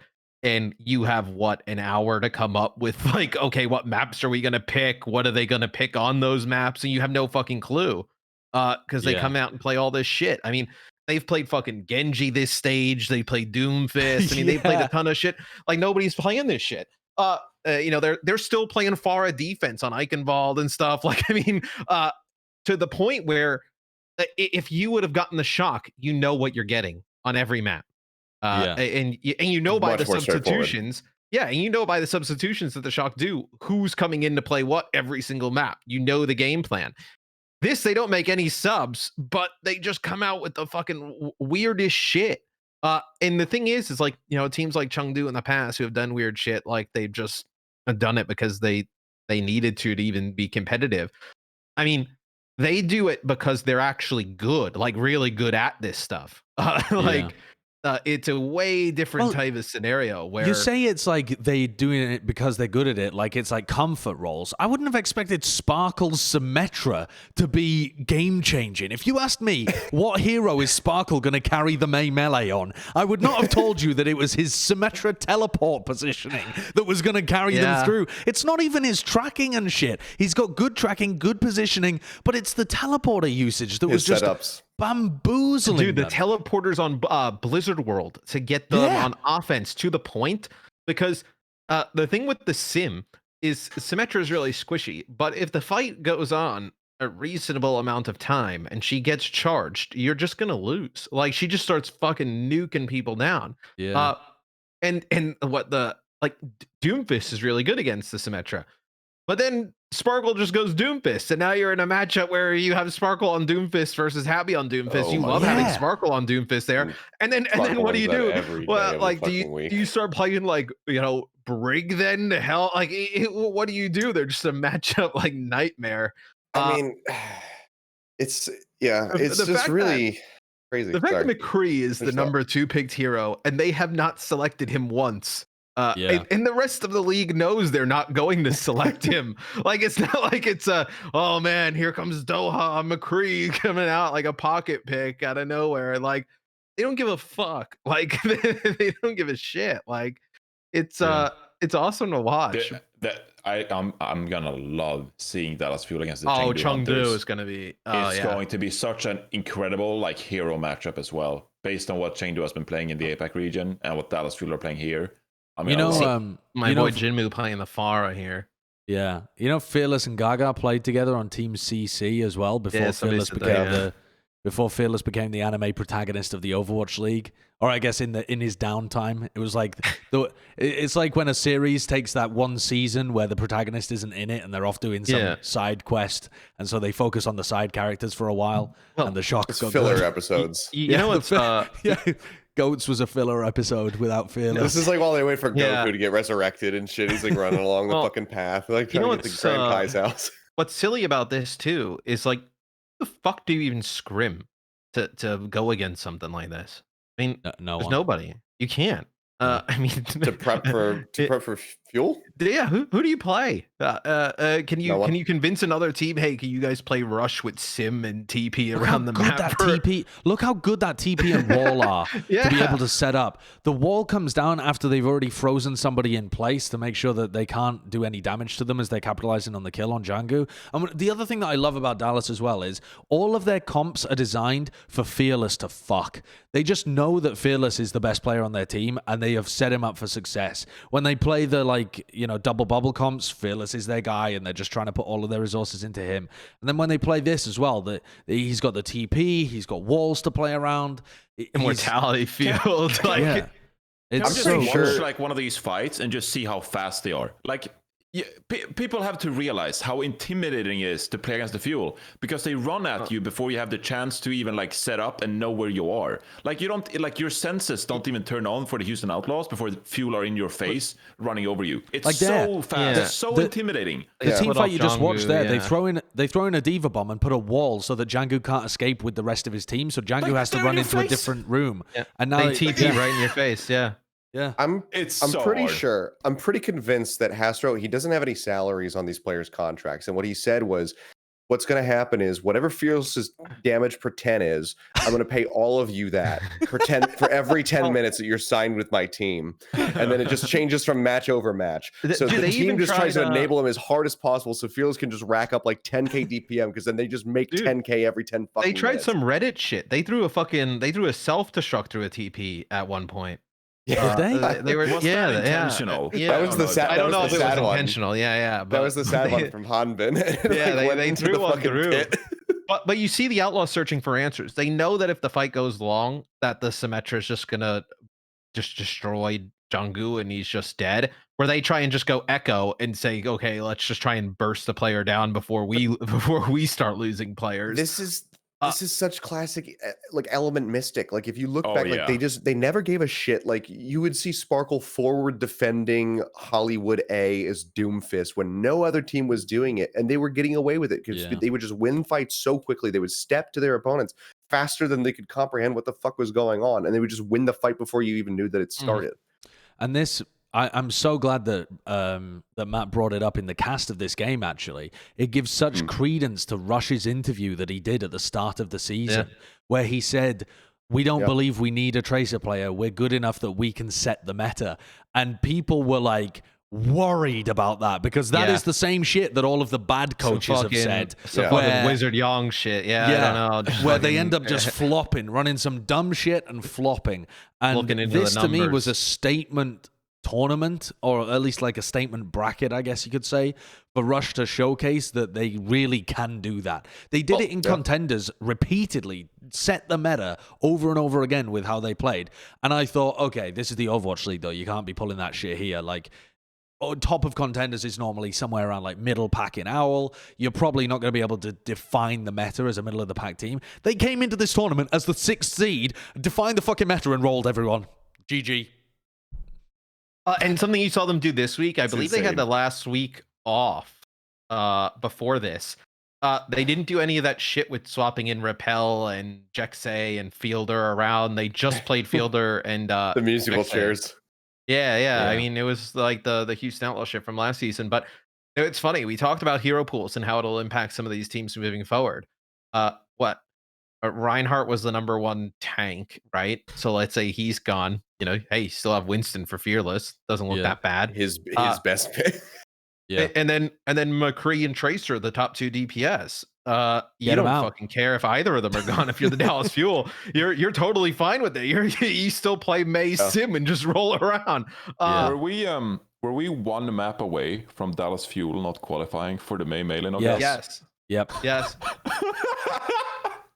No, it's ludicrous, isn't it? It's absolutely wild. But I don't know whether... Here's the thing as well. The same questions that I have about the Florida Mayhem of whether or not this was like a blip also apply to Dallas, but for different reasons. Like, Dallas clearly outperformed Shock and Outlaws. So there's no way that this is just like a flash in the pan, and if they played the games again, it would have gone a different way. I'm not arguing that. But what I am saying is, the style they play is so different and so... It's not cheesy in the sense that you could easily figure it out and beat it, but there is some element of like catching your opponents off guard, which wouldn't happen if they had played it over and over and over again. Yeah. Does the Dallas Fuel sustain this over the long term? Well, Can they always find a good answer to the meta? Is this Justice playoffs last year with Zarya Roadhog, right? Where they were just catching teams completely off guard and nobody believed in it until they started beating everybody, and then teams figured it out, right? These teams didn't have any, Shock were able to figure out the Zarya Roadhog thing because they were able to watch the Justice over numerous games, right? Dallas Fuel had the week off, so nobody knew what the hell they were working on. Nobody knew what the hell they were playing. They come in, they play this. If you're the Outlaws, like we mentioned, you got 30 minutes, 45 minutes to get ready for the game and figure out what the hell you do. Now it's a little bit different though, going in against, and I think that's why I'm so excited for Fuel Chengdu. Chengdu's not afraid to play whatever the fuck they want to play either. If they think there's some if they think like Pharah is great against this or whatever, they don't give a shit about the meta. They'll just start playing whatever. They'll play Pharah Echo and they'll just sit in the sky like they don't care. Yes and no. They've been. I mean, like everyone was talking about, like we talked about the Chengdu zone in one of their first series back or whatever, or when they had beaten Shanghai or whatever. And everyone was like, "Well, that's not the Chengdu zone. They actually just play like a straight up meta, and they just beat them. Like the Chengdu zone's where shit gets wild, and they start pulling on all these weird picks." I was thinking about it, and I'm like, "Well, A, it's a meme, so who gives a shit?" But B, they're kind of right. Because they have just been winning with standard stuff for the most part. It's mostly been Leaf coming out with his Tracer, and then you either have Jimmy who's just clicking heads, or Jinmu in on the Pharah, which is just, he's a Pharah god. He's not going to play anything else. Why would you do that? It's a waste of time. But otherwise, like, they've been playing standard. We haven't seen anything really shocking or surprising at all from Chengdu so far this season. They played a bit of Sombra Pharah at the early part of the season, which I thought a little bit of that. That was definitely the weirdest thing that they've done. Yeah, and they've definitely opted more into the Sombra. Like, they've played some Sombra ball kind of stuff on Gibraltar too. But yeah, I don't think that it's not like that Chengdu's been playing stuff that's been out of meta for APAC. It's just that APAC itself has had a bit of a different meta. Like Shanghai have been playing Sombra Pharah and some Sombra in various different areas too. So yeah, I wouldn't put it past them though to try some wonky shit if they thought it would work. I don't think they're going to be meta slaves in the same way that some teams. Yeah. We have to move on. We have to up the pace, Sideshow. That's all I'm saying. Yeah. Let's move on to APAC. I want to move on to the different region now. I want to talk about the Seoul Dynasty to kick things off here. And the reason that I want to start here is because I was impressed that they actually played Marvel for one of the maps. Yay, Seoul! They played Marvel in one map, and they got a 3-0 win over the Valiant. Over the NYXL, and then they also beat the Valiant too this week. Seoul managing to remain relatively consistent. They played some wonky shit in this game against New York. They played Sombra Genji on Hanamura, which was a lot of fun to watch. Profit on the Genji, but overall, Seoul have just been kind of plodding along, doing relatively well. They're not at the top, but they're not wildly oscillating like they were last season. Yeah, but I'm just not impressed with this team, to be honest. Like, the wins they've gotten are, Guangzhou, New York, and Valiant. And then they've lost, like, pretty handily to Philly, and then, obviously, Chengdu. Like, I don't know. I still think there's remnants of last year's Seoul here. 2U has had some up and down games. I think, which is quite interesting because looking at Michelle, who's now on Toronto, I think Michelle's actually been quite decent. So wondering why they never played him last year. But like you mentioned though, Josh, I think it's good to see that Marvel's getting some playtime. Who knows how who knows how they do this going forward. I mean, it just seems like there's just a lot of weird here, with like Marvel and Gesture. I don't think Anamo's been great for the team. They haven't looked overly convincing even in their wins. Uh, I don't know. I think it's a team that's going to need a specific meta to really get competitive at the top of APAC. Mm. I think that they've gone from being like a full-blown roller coaster like we saw last year, where there's so many ups and downs, to just kind of being like a kiddie coaster. So it goes a little bit more like this. It's a really low wavelength of shift. I think that there's a bit more consistency here overall, but it's not been super high ceiling for them. I think that they have had some flashes in the pans. Creative, especially, I think, is the one who's really stood out the most, in my opinion, other than, because Profit is always going to stand out. But I think that Creative has looked really excellent in a lot of the series that they've played. Him, especially on Zenyatta, has been wonderful. But I agree. I think that there's still a lot of inconsistency when it comes down to in particular, 2U, Gesture, and Fitz. For them kind of popping off. Fitz has had some moments, but I think back to like the series, him going up against Jimmy on Chengdu, on Gibraltar, trying to play the Widowmaker, and just getting like 2 picks that were like kind of noticeable, and otherwise just being very silent in the kill feed, not really coming up with any meaningful damage, not getting some headshots in, whereas Jimmy was just kind of like popping people at every twist and turn. It just, I don't know. I think that there's still some work to be done here, but I'm not willing to throw in the towel on Dynasty yet. I think that this is still a team that's very capable of making. Yeah, they'll just put Marvel on off tank in the June joust. No, don't even speak it into existence. Oh man, Marvel played well. We gotta put it in the lineup, put him on Diva. I'm still relatively bullish on this whole Dynasty. I think it's, they're looking good this season. They're not like shitting the bed like they were last year. So that's kind of positive. I think they're potty trained. They're potty trained. I haven't watched this past weekend's VOD, so maybe something else happened. But 2U was the one who stood out for me in their series against the Philadelphia Fusion.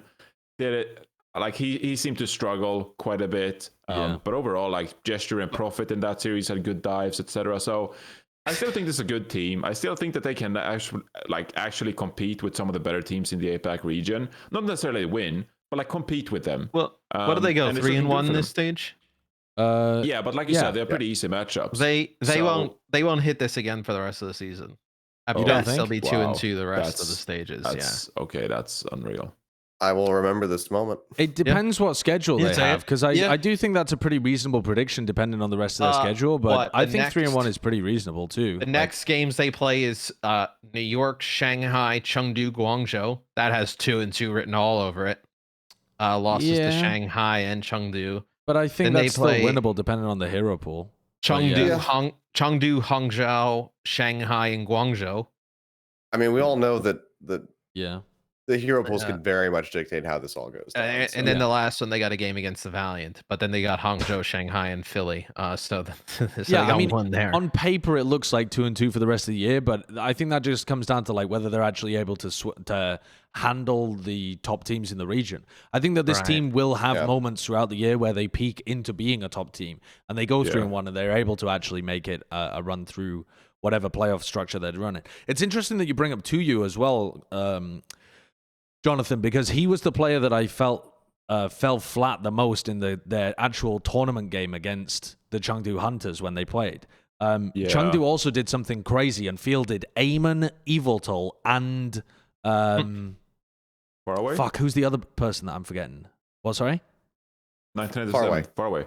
Faraway, yes. Yeah, so they changed their backline completely and put in Faraway and Eviltal, and then they ran Ameng for Busan to begin that series, which Faraway was fucking. He was absolutely dominating. His Zen is nasty, and I've got to think that they're going to play him more as we see more and more Zen. I think it's just Monk seems to be able to balance the two extremely effectively, the Ana and the Zenyatta, which is good for them at the moment. But if we get into a perma-Zen meta, Farway looks nutty. Yeah, I was really shocked. I had said, and I said this on the cast, that this roster change up coming into map 1, it's either going to look really, really good or it's going to fucking suck. And then they're just going to swap everything out for map 2. And fortunately for them, it was the first one. You know, like they played it extremely well. It was super one-sided overall, and it was just a really good look. And they still swapped it up. You know, that's what I was expecting. This is just going to be a one map set play. And then they change it up. Yeah. They go back to standard, and it was just overall a really good look. It was also just good. Just you'll see Ameng again. Get the Yoda back out there from time to time. Yeah, exactly. That's why I'm so interested in their match against Dallas. This is a team like with a week to prep now. This is a team that can come up with some creative things to really stop what the Dallas Fuel were doing. But I also think this is a Chengdu who can, you know, if they see a Florida or if they see the Shanghai Dragons, they can match them in whatever they want to play. Like that was always the thing with Chengdu. They could come up with these creative things to stop some teams at certain stuff, but then they couldn't fall back and play, you know, anything that resembled kind of like a mirror at a same level. This one can definitely do that. I think Jimmy's been fucking crazy. Jimmy's so good. Yeah, I mean, Jimmy and Lee's really fucking DPS duo. Yeah. Jimmy's been crazy on the Widowmaker. Watch Jimmy on the Widowmaker. So yeah, I mean, if you have Gibraltar clips, him on that last point on Widow was just fucking nuts. I mean, the whole roster's been looking good. Like Elsa's looking better than ever. Like personally, I'm like sad that we don't get to see more of Yveltal, but like Nietzsche's still playing incredibly well. So it's not like it's a downgrade or anything. I'm just a big Yveltal fan because the guy is just a fucking nut. He just flies in no matter how dangerous the situation is to res somebody. But like everybody in this roster is playing extremely well. They are, and it's the first time that's been the case for Chengdu. It is. What I'm concerned about a little bit is that sometimes they seem to be extremely poor on individual maps. Like Kings Row, Havana, they've just flopped so far in the Mei Melee. And then when they played against Seoul, they were clearly the better team against Seoul, but they got destroyed on Blizzard World, which I thought was really interesting considering that Blizzard World, a lot of teams have been playing ball poke comps. So in theory, it should be a good map for them, but they just couldn't get into position against Prophet and Gesture. Prophet was having a bit of a beast of a game, though. I mean, we saw the same thing happen with Dynasty versus Fusion. Avril was bringing this back up as well. Like that's where Dynasty just like dismantled Alarm on the first push. Like they dove into the back line, they killed Zenyatta. The same exact thing happened here. It was Monk just getting absolutely decimated in the first like 30 seconds of the map, and then Point A just went straight over to him. So, like I think that if that map had gotten finished, we could have been, I don't know what the league record's looking like, but I think that could have ended up being a league record, but Dynasty didn't have to push it that far. Yeah, they only had to but it was utter destruction on that map. They're so good when it comes down to Blizzard World right now, but they clearly just need to work on a lot of the other maps. Yeah. Chengdu's Gibraltar looks fantastic. Not biased, by the way, just because I have a cup with some water in it. Like it's not. Chengdu Dallas on Gibraltar would be amazing. An odd to color watch. of water there. What are you talking about? Isn't that water bread? It's moldy water. No. So this is purified water that comes out of a canal. So it's got a little bit of an odd, but like you can see right here, like water. Okay, yeah. So don't worry. Water. Just drinking water. It's all good. That looks good. Yeah, hasn't been treated or anything. It's just pure.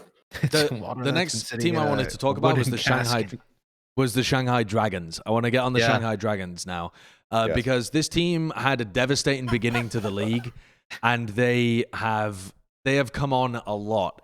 This team has improved.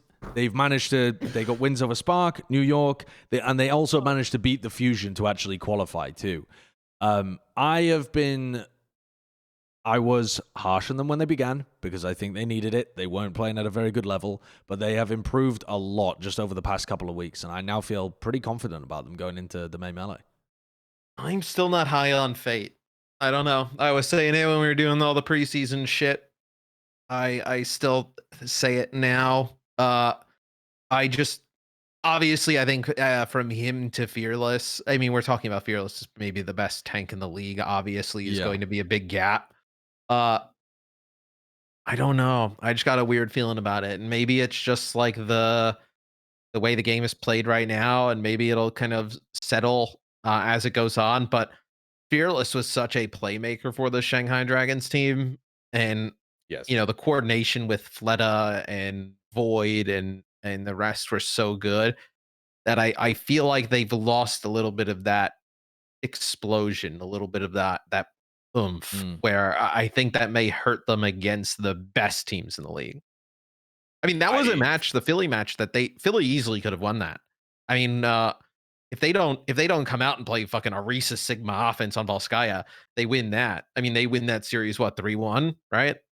Yeah, they threw the game away. It really felt to me. It felt more like a Philly throw, but yeah, I'm inclined to agree. There's some really clutch moments. Like I was obviously like watching the whole time while CP and Dora were casting and whatnot, talking to Avril about it, and we were going back and forth. But like from the offset, we were saying like Shanghai might be able to win this, and then we were like, oh no, Fusion definitely win this, and then there's like another fucking swing where Fusion's just kind of like started throwing things, and we're like, oh no, Shanghai, they'll take it in the end. I mean, like Mono had a really off game. Papa was like just fine. Rascal was getting like kind of dominated at the start of fights for like the first two maps. So they were playing very off compared to the usual selves. So I agree. I'm also not big on Fate. Overall, I think that Shanghai. I think that they showed some improvement, but I don't think that their road to getting into the main melee was that challenging overall. And I think that they're going to have a rough time of it. Shanghai were doing their best to fuck up Mano. Mano had such a rough game. I was watching it back in the replay viewer and watching some of watching it on YouTube as well. And the amount of focus they were putting on just booming Mano. Shanghai are one of the only teams right now that even on the comps where most people would be running, actually they're not one of the only teams because quite a number of the APAC teams are doing this, but they are one of the teams that's playing it the best, where they play Winston Diva instead of the Winston Zarya. And Void is just harassing the opposing Winston constantly. And it becomes so difficult to get value out of your Winston when he's constantly like waiting for the Zarya bubble to go and then booping you out of your own bubble and just harassing you at every time you leap, booping you, denying you off high grounds. Like, he's so active in all of these team fights. He's a nutcase. I think it's really interesting that they draw Florida for the fact that Florida, sends Fate to Shanghai. And they bring in OG.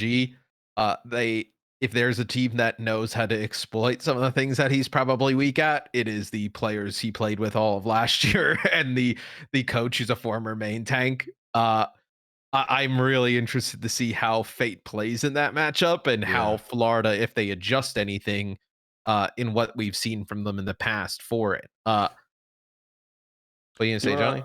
No, do you want to jump into those matchups? Yeah, let's take a look at those matches now. I think let's start with the Shanghai one against. I think we have some predictions actually to go through, right? I sent mine in, yeah. Yeah. All right. So the first game is, I don't know what the first game is. Shanghai, Florida. Versus but Florida. We'll give it a moment just to let the production sizzle for a sec. Yeah. But is that what it's called when Matt goes to the bathroom? Yeah, I think so. Yeah, we call that him sizzling. Yeah. I don't know where he's gone, but we can discuss the matchup as we're waiting for the stuff to happen. And I agree with Matt. I think it's a really interesting matchup. Obviously, I haven't watched Chengdu. I haven't watched the Shanghai games yet because we worked overtime with North America already, so many matches.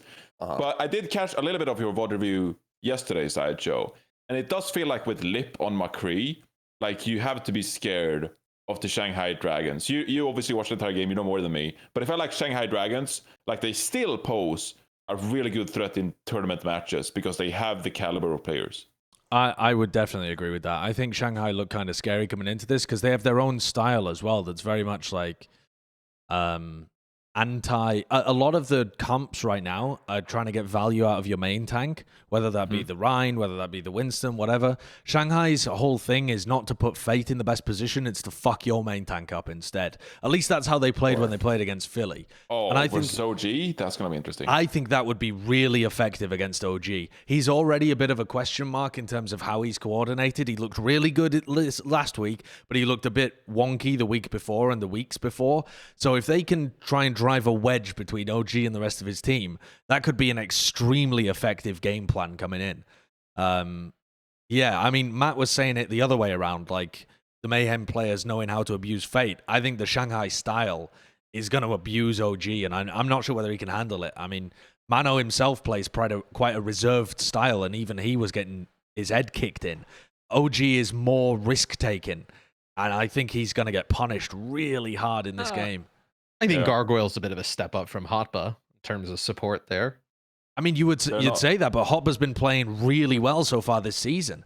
He's been playing way better than I've seen him play before. I don't know. I don't know. Yeah, I'm ready. Let's see what the predictions were. All right. Shanghai against the Florida Mayhem. Oh, because Josh knows. I feel like Josh has the information and I lack the critical information. I don't know. I don't know, when I watched the game just sitting on my couch between them and Philly, and I wasn't that impressed with Shanghai. And then I watched Josh's VOD review, and he was like talking about how great he thought Shanghai was.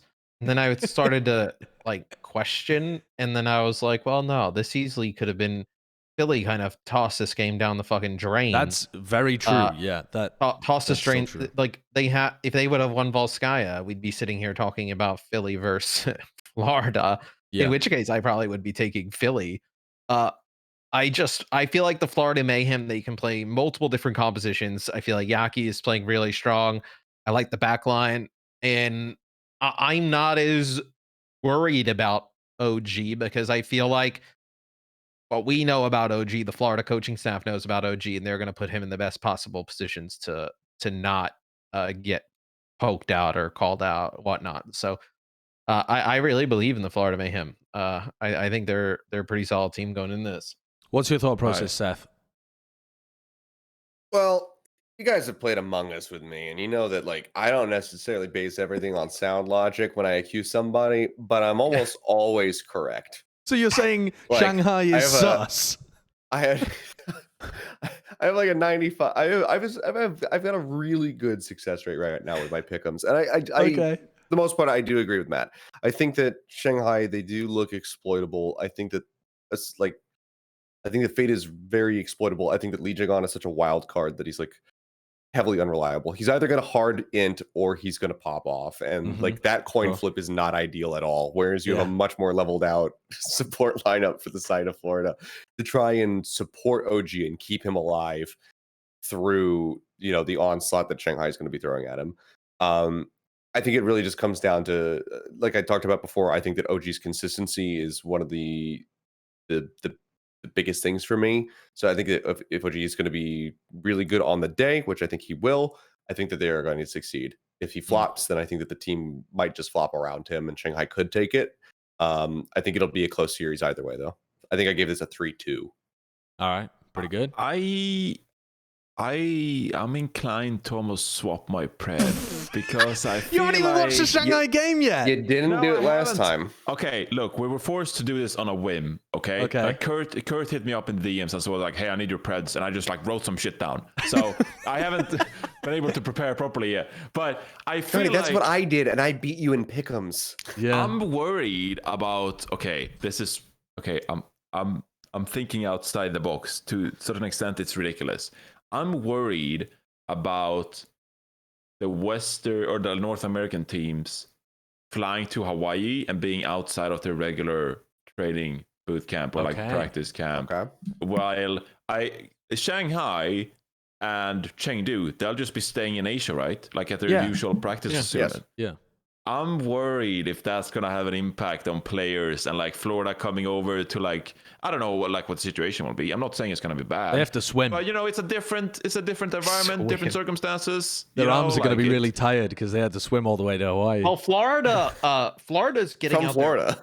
Florida's getting out there early. Go to the fucking Panama Canal. Yeah, it's just a different environment. You know this, Matt. Like, it changes like based on where you are and like how, your environment, wake up routine, all that stuff. I think I saw Swing Chip say that they were in Denver connecting today. Yeah, so. They're flying out today, so they're going to have a bit of time to get settled. Yeah, it'll be good. Maybe I'm interested to see whether Jonathan flips his pred after watching the Shanghai game because it is both sides are definitely true. They absolutely could have lost to Philly, but I was still fairly impressed with how they played. So I don't know. I think there's a part of the travel, Johnny, that could be exciting. They're gonna get the travel to go play. They'll see the people from Dallas. They're gonna be like. Feel like an event. Like inconsistent, and then you like put him like you fly him over to Florida, and he's like, or not Florida, fly him over to Hawaii, and he's like, well, the computer's not right, like not really feeling it. It's a tournament game, it's a different environment. He's the kind of guy you'd be like, we're just gonna put you here in our practice environment, and like you're gonna maybe. But OG was pretty good on stage before. What? OG was pretty good in the homestands before. Like he got kind of amped fucking up by crowd the chanting his name at the Dallas homestand. He walked down with a fucking Ryan hammer and shit. Yeah, that's true. I don't know. He's not you. Fucking walks on a stage in Thailand in front of 10 people getting his ass kicked. I feel like Shanghai, they got some, last year they played really well. They got, championship caliber players. Okay. I think they're going to be comfortable in their own home in Asia. You preded mayhem. Yeah. Yeah. I know. Okay. I think there are, in neutral settings, okay? In neutral setting, I think for the AM is a really, good team, got great compositions, can play many different stuff. Like they he's can lost. Play He's absolutely lost. I've never seen somebody flip flop and have zero confidence in his predictions. Okay. Well, that I just wrote something in. I couldn't say no. Now I wonder why we gave the power rankings to Watson, because they actually could fucking decide. I'm sure it was Johnny just flip flopping the predictions. Now I want to see what he has for Dallas Chengdu, because this game as well is some nasty shit.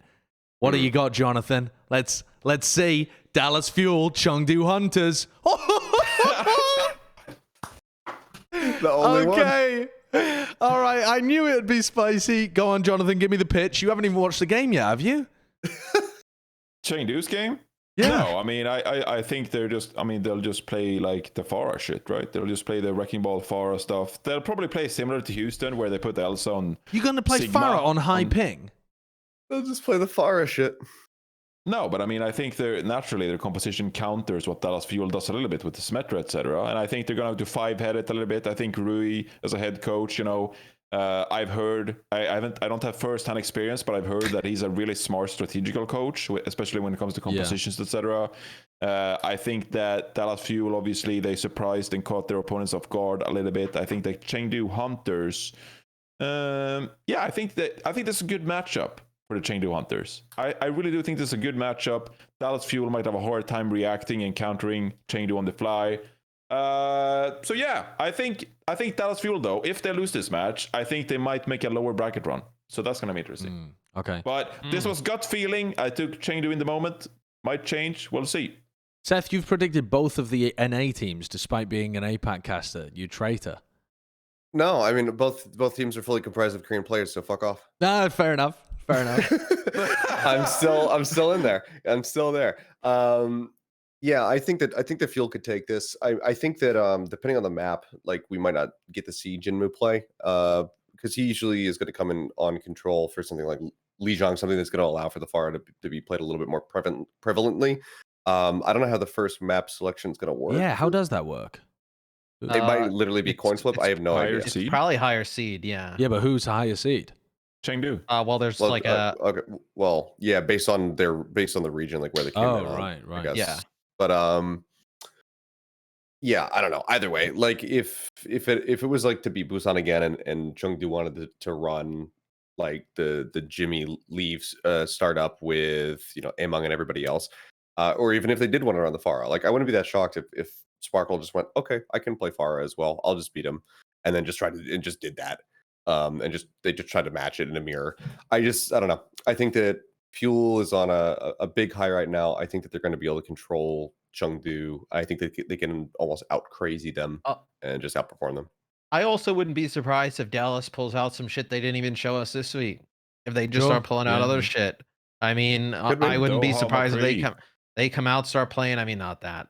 If they come out, start playing Pharah comps, if they come out, start playing Doomfist, other different types of things. If Jimmy plays the Widow, do they play Genji? I mean, oh yeah, you just send Sparkle at him. Yeah. Whether it's Doom or Genji, just as long as he can get on top of him. There's two big factors that I'm factoring in here for Dallas that I don't think I've heard mentioned yet. One is that the way that they play is countered a lot by like Doomfist or Pharah or Echo or something like that because they can't shut it down in McCree. Who the fuck's going to be playing that on like 90 ping to Hawaii? I don't feel like the counters to Dallas's comp are that viable in like high ping gameplay. The other part is I feel like Dallas can just take them to Kings Row or Havana and get a free win. I think loser's pick is going to really benefit Dallas here because Chengdu have they actually are pretty good at a large range of maps, but they have some that are just instant weaknesses. And I think if you take Dallas, if Dallas can take them there, I think that they can get big wins. Whereas for Chengdu on the other side, if Chengdu try and take them to like their best escort map of Gibraltar, Dallas are laughing their way to the bank. Like that's a really close map at that point, and that's your opponent's pick. I think the map pool favors Dallas too. This has been my yearly episode of Pepega Takes. It's like the Void episode, but for 2021. Jesus Christ. Who knows? I think it's very open, though, as well, because we really don't know whether NA or APAC is literally better. Like, one region might just straight up be better. They might have better read on the meta. It's really smart. Better teams overall. I hadn't thought of that because I haven't had time. Let's quickly do we're running out of time here, so I'm trying to rush things along a little bit. We have a main melee bracket prediction. So in the next, 5 minutes, let's try and hash out the official Plat Chat bracket prediction for the double elim bracket. We're going to have to agree. We're going to have to compromise. We're going to have to get along. First of all, the majority of you guys predicted for Florida. So let's go for Florida. Give Shanghai Dragons 1 because I voted for them. I had a 3-1. I said 3-2 personally, but I'm fine with 3-1 concession. We'll go 3-1 for Dallas as well because Jonathan voted for Chengdu. What do we think would happen if Florida played against Dallas? I have fuel for a 3-1 on this. I feel like Fuel would win. I gave Dallas a 3-1 too. Okay, Jonathan. Yeah. Okay, let's go for it. All right, so that's Dallas booking their ticket into the finals. Lower bracket, Shanghai. Here may be my hot take. I gave Chengdu a 3-1 win here. I have Shanghai going out 0-2. Well, I mean, Chengdu did beat them 3-0 the first time around, but yeah. That was Shanghai just granting them Icon for free. This is where I disagree because I have Shanghai taking this. Matt and I were talking about this before we even went live, when we were just the only ones in the call. I have Shanghai on this one for a 3-2. I think Shanghai's rush has definitely improved, but God, they were so bad when they played Eichenwald against a dive comp. And they haven't really been tested like that yet. I don't think they should let that happen again. I think it's atrocious if they do. But the fact they even let it happen once worries me, Seth. Because that just shouldn't happen for any team that's competent at playing rush. I think they improve it, and if it happens again, then I'm happy to call it an atrocity. Do you think Philly Shanghai was a good matchup for Shanghai, and they were able to not get exposed majorly, show weaknesses as much? They did get exposed. Changes? I mean, maybe not exposed, but Philly was in control 2 of those maps. They had 2 minutes and 50 seconds to win Volskaya on an offense. Philly definitely threw that away. And they threw it away. They played a Risa Sigma, Johnny. They tried to TP. They tried the fucking Bren TP strat to the left. The TP strat was not good. I don't even really hate the double shield that much, but the TP strat did not work. They tried the Bren strat. Wait, I'm confused. I'm confused. Is this good or bad for Shanghai? They played Orisa Sigma on attack. Bad for Shanghai because Fusion just kind of entered it. Yeah, that's what I'm saying. Right, that's why I think Shanghai looked good because it was a good matchup for them. Possibly. But yeah, I don't really know, man. I don't know. I think that Shanghai will just avoid this completely because they'll be able to beat Florida to begin with. And so then they'll just dodge the matchup entirely. But I think if they actually do end up matching up, I would probably give it to Chengdu. Because I think that so you two are for Chengdu. I think they have the answer against Shanghai. Okay, well, I'm sorry to disappoint you, Josh, but I'm gonna go 3-2 Chengdu. I think in this one. Oh, that's 3v1 on Chengdu beating Shanghai. So go for Chengdu then. Okay. And I said there's 5 maps regardless. So I'm the Florida doubter again. I think Chengdu would be able to win this because I think their ball comp is better. Well, actually, I don't know about this one. This is where me and Seth differed. I had Chengdu in this. I had Chengdu in like a 3-1 in this. I had Shanghai in, and I said this is going to be Mayhem taking it. God, I don't know how this one plays out, really.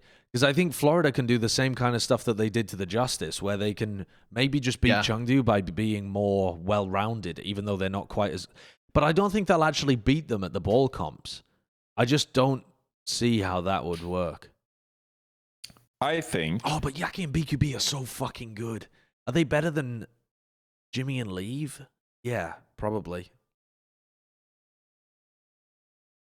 I'm worried. Well, I think that Florida Mayhem looked especially good on the Reinhardt comps against Washington because Washington were like playing them on Garden, University, and Kings Row, which is like makes it easy for Florida Mayhem.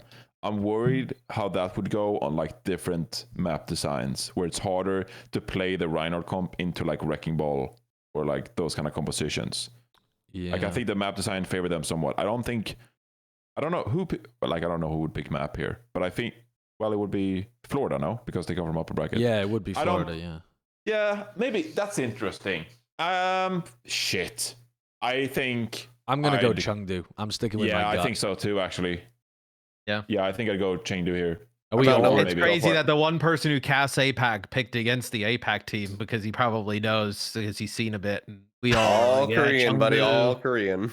Are we just spreading Dallas to go straight through here and win the final as well? It may be so much recency bias. It really is how they looked. It is mega recency bias. I took the recency bias and I took Dallas here for I think 4-2. I could see Chengdu winning this thing though. Like I personally believe the two strongest teams are Chengdu and Dallas coming in, but I had Dallas winning this one. If Dallas can play like they did last week, I think Dallas should win. I think the map pool advantage just favors them massively because they are clearly the best rush team in this entire tournament. Like there's no one else that can play it on the same level as them at all. And so if they can just force it to rush maps, they can bully their way through series. And then they can pick up wins wherever else they can. I really feel like it's hard for other teams to beat Dallas if they carry on playing at the same pace. Yeah, I'm down for a 4-2 for Dallas. We got any naysayers? Any naysayers? I mean, this is forced to 4. Completely forgot about that. How many maps? Okay, you make the map pool argument, and I agree with you. Havana is like an extreme example. Like, how many maps do you think they could do that on? I say anytime they get to pick Escort for Havana, anytime they get to pick Hybrid for Kings Row, and possibly Eichenwald on top of that, but I think Kings Row is much better because you can't really effectively run like ball or double shield comps because you just get pinned into very narrow corridors, whereas Eichenwald you can rotate a little bit more. But I do think that they can... I think they can get them unless they win the map so they don't have losers pick for that type, in which case they're already going even in the series anyway and they still have a chance. Like it's hard when you have some maps that if you get to pick them you just win on. Yeah. I think Dallas wins this. Jonathan, come with us to the dark side. Are all of you predicting Dallas? Yep. Yeah. Then I will decide not to comment. Because it's already made. What the fuck is this? Okay, you'll just get dragged into it with us anyway. It's going to be all over. If I'm going to get called out and shit tomorrow, I can't deal with making another wrong pred this episode. So I'm just going to... Yeah. The key to it is just not giving a shit. Okie dokie. I already don't believe in this bracket because I think that Shanghai is making it and you're all non-believers. But that's okay. We'll submit the preds anyway and we'll all be wrong together. I mean, I think need Shanghai Kurt's makes it blessing. until Florida beats them. Kurt, what do you think of our bracket? Terrible. Okay. Terrible. All right, well, I mean, that's it. The bracket's absolutely boomed by our producer. Let's go into our final and most important segment of every single week. You know him, you love him, he's not here. It's Bren's Player of the Week, presented by T-Mobile. Where's the pink? Isn't there normally pink at the back here? We're gonna have like an intro video. Yeah, there we go. Okay. Some beautiful little magenta just happening at the back. Look how the power things are lit up by it as well. They're glowing. Ooh, and the bottom of my hand as well. Oh, it's so shiny. Okay, I have a pick who is likewise as pink and magenta as T-Mobile itself. I am picking the illustrious Shai from the Hangzhou Spark as my player of the week this week. We didn't have time in the episode to be able to talk about the Spark as much, and they haven't done anything that great, but their win over the Guangzhou Charge in the Battle of the Average Joes, as Matt likes to call it, Shai just put on a clinic. The guy is a nutcase, one of the best hit scans that we have in the league currently, and definitely one of the best that's playing currently in APAC too. He's a fucking nutcase. He's just an amazing player, and I love that with the changes that the Spark have made to their coaching staff, adding in Mentalist, taking out Pejon and somebody else that was involved there as well, who I can't remember the name of right now. But adding these guys in, it seems like they're more willing to play at least some of the Chinese players. We're now seeing Shai getting played pretty much full-time, and he's clapping. This series was fucking bonkers. He went 55-3 on Ash, and that isn't even counting his Tracer, where he dominated. Who the fuck's playing for the Guangzhou Charge? Shoot back! What's going on? I mean, come on now. Like, how do you let this happen? I know. It's unreal, isn't it? 33 final blows just on Ash. Sideshow is a soft spot for Kaylee. Loves that guy. Was he fucking invisible the whole game? What the fuck happened? Kaylee has dropped his spaghetti massively coming into the league. I mean, he is not performing well at all, and Eileen was trying to fill it in. The opposing player died 3 times and had 33 final blows. Drop the spaghetti. I mean, come on now. What? Yeah, I mean, incredible performance. Throwing it on the floor. I mean, was he playing against a Season 1 team? I mean, was he playing against the Season 1 Florida Mayhem? I mean, what's going on here? I mean, like it's fine to make those jokes, but I mean, look at his performance versus Shanghai. Oh, yeah. That was a 3-2 series, and they full held Shanghai on King's Row. Yeah, no, he's been sick. He fucking destroyed them. He was lapping everybody on damage, and like MCD in the meantime was just sitting there, his ass just nanoing people. Didn't die once. Like it was one of the cleanest maps that I've ever seen in my life. I mean, those stats are stupid though. They are stupid. Yeah, they're just crazy. Yeah, I mean, but that should be unachievable. It really should. He's a nutcase, and I just hope we get to see him on more different heroes, because Shai is genuinely incredible. He's been a player that's flown under the radar for quite a while, but he was one of the first great players to really come out of the Chinese contender scene and be viable to play in Overwatch League. And he's kind of gone under the radar compared to big names like Gaga and Liga and Farway, for example, who have come into the league from CC. Yeah. But Shai is definitely of the same caliber. The Chinese players this year are absolutely nutty. A deserving winner in my opinion, but I would say that because I picked him. So there you go. There's Bren's Player of the Week presented by T-Mobile. We're just putting words in Bren's mouth repeatedly. He would have given it to the fucking Gloucester Rugby Club or something. Well, that does it for episode 85, I believe. We have another special episode that we're just about to record, hence why we've had to tighten this all up and cut it off perhaps a tiniest little bit early. I have something funny to share before we end it. Swing Chip asked for recommendations in Hawaii, and I recommended this resort that I recommended Mitch that had an awesome restaurant. But they also have swimming with dolphins. But I, while the episode was going on, said that they have swimming with sharks. And she was like, what the fuck would we want to swim with sharks? And she's like, are you trying to kill us?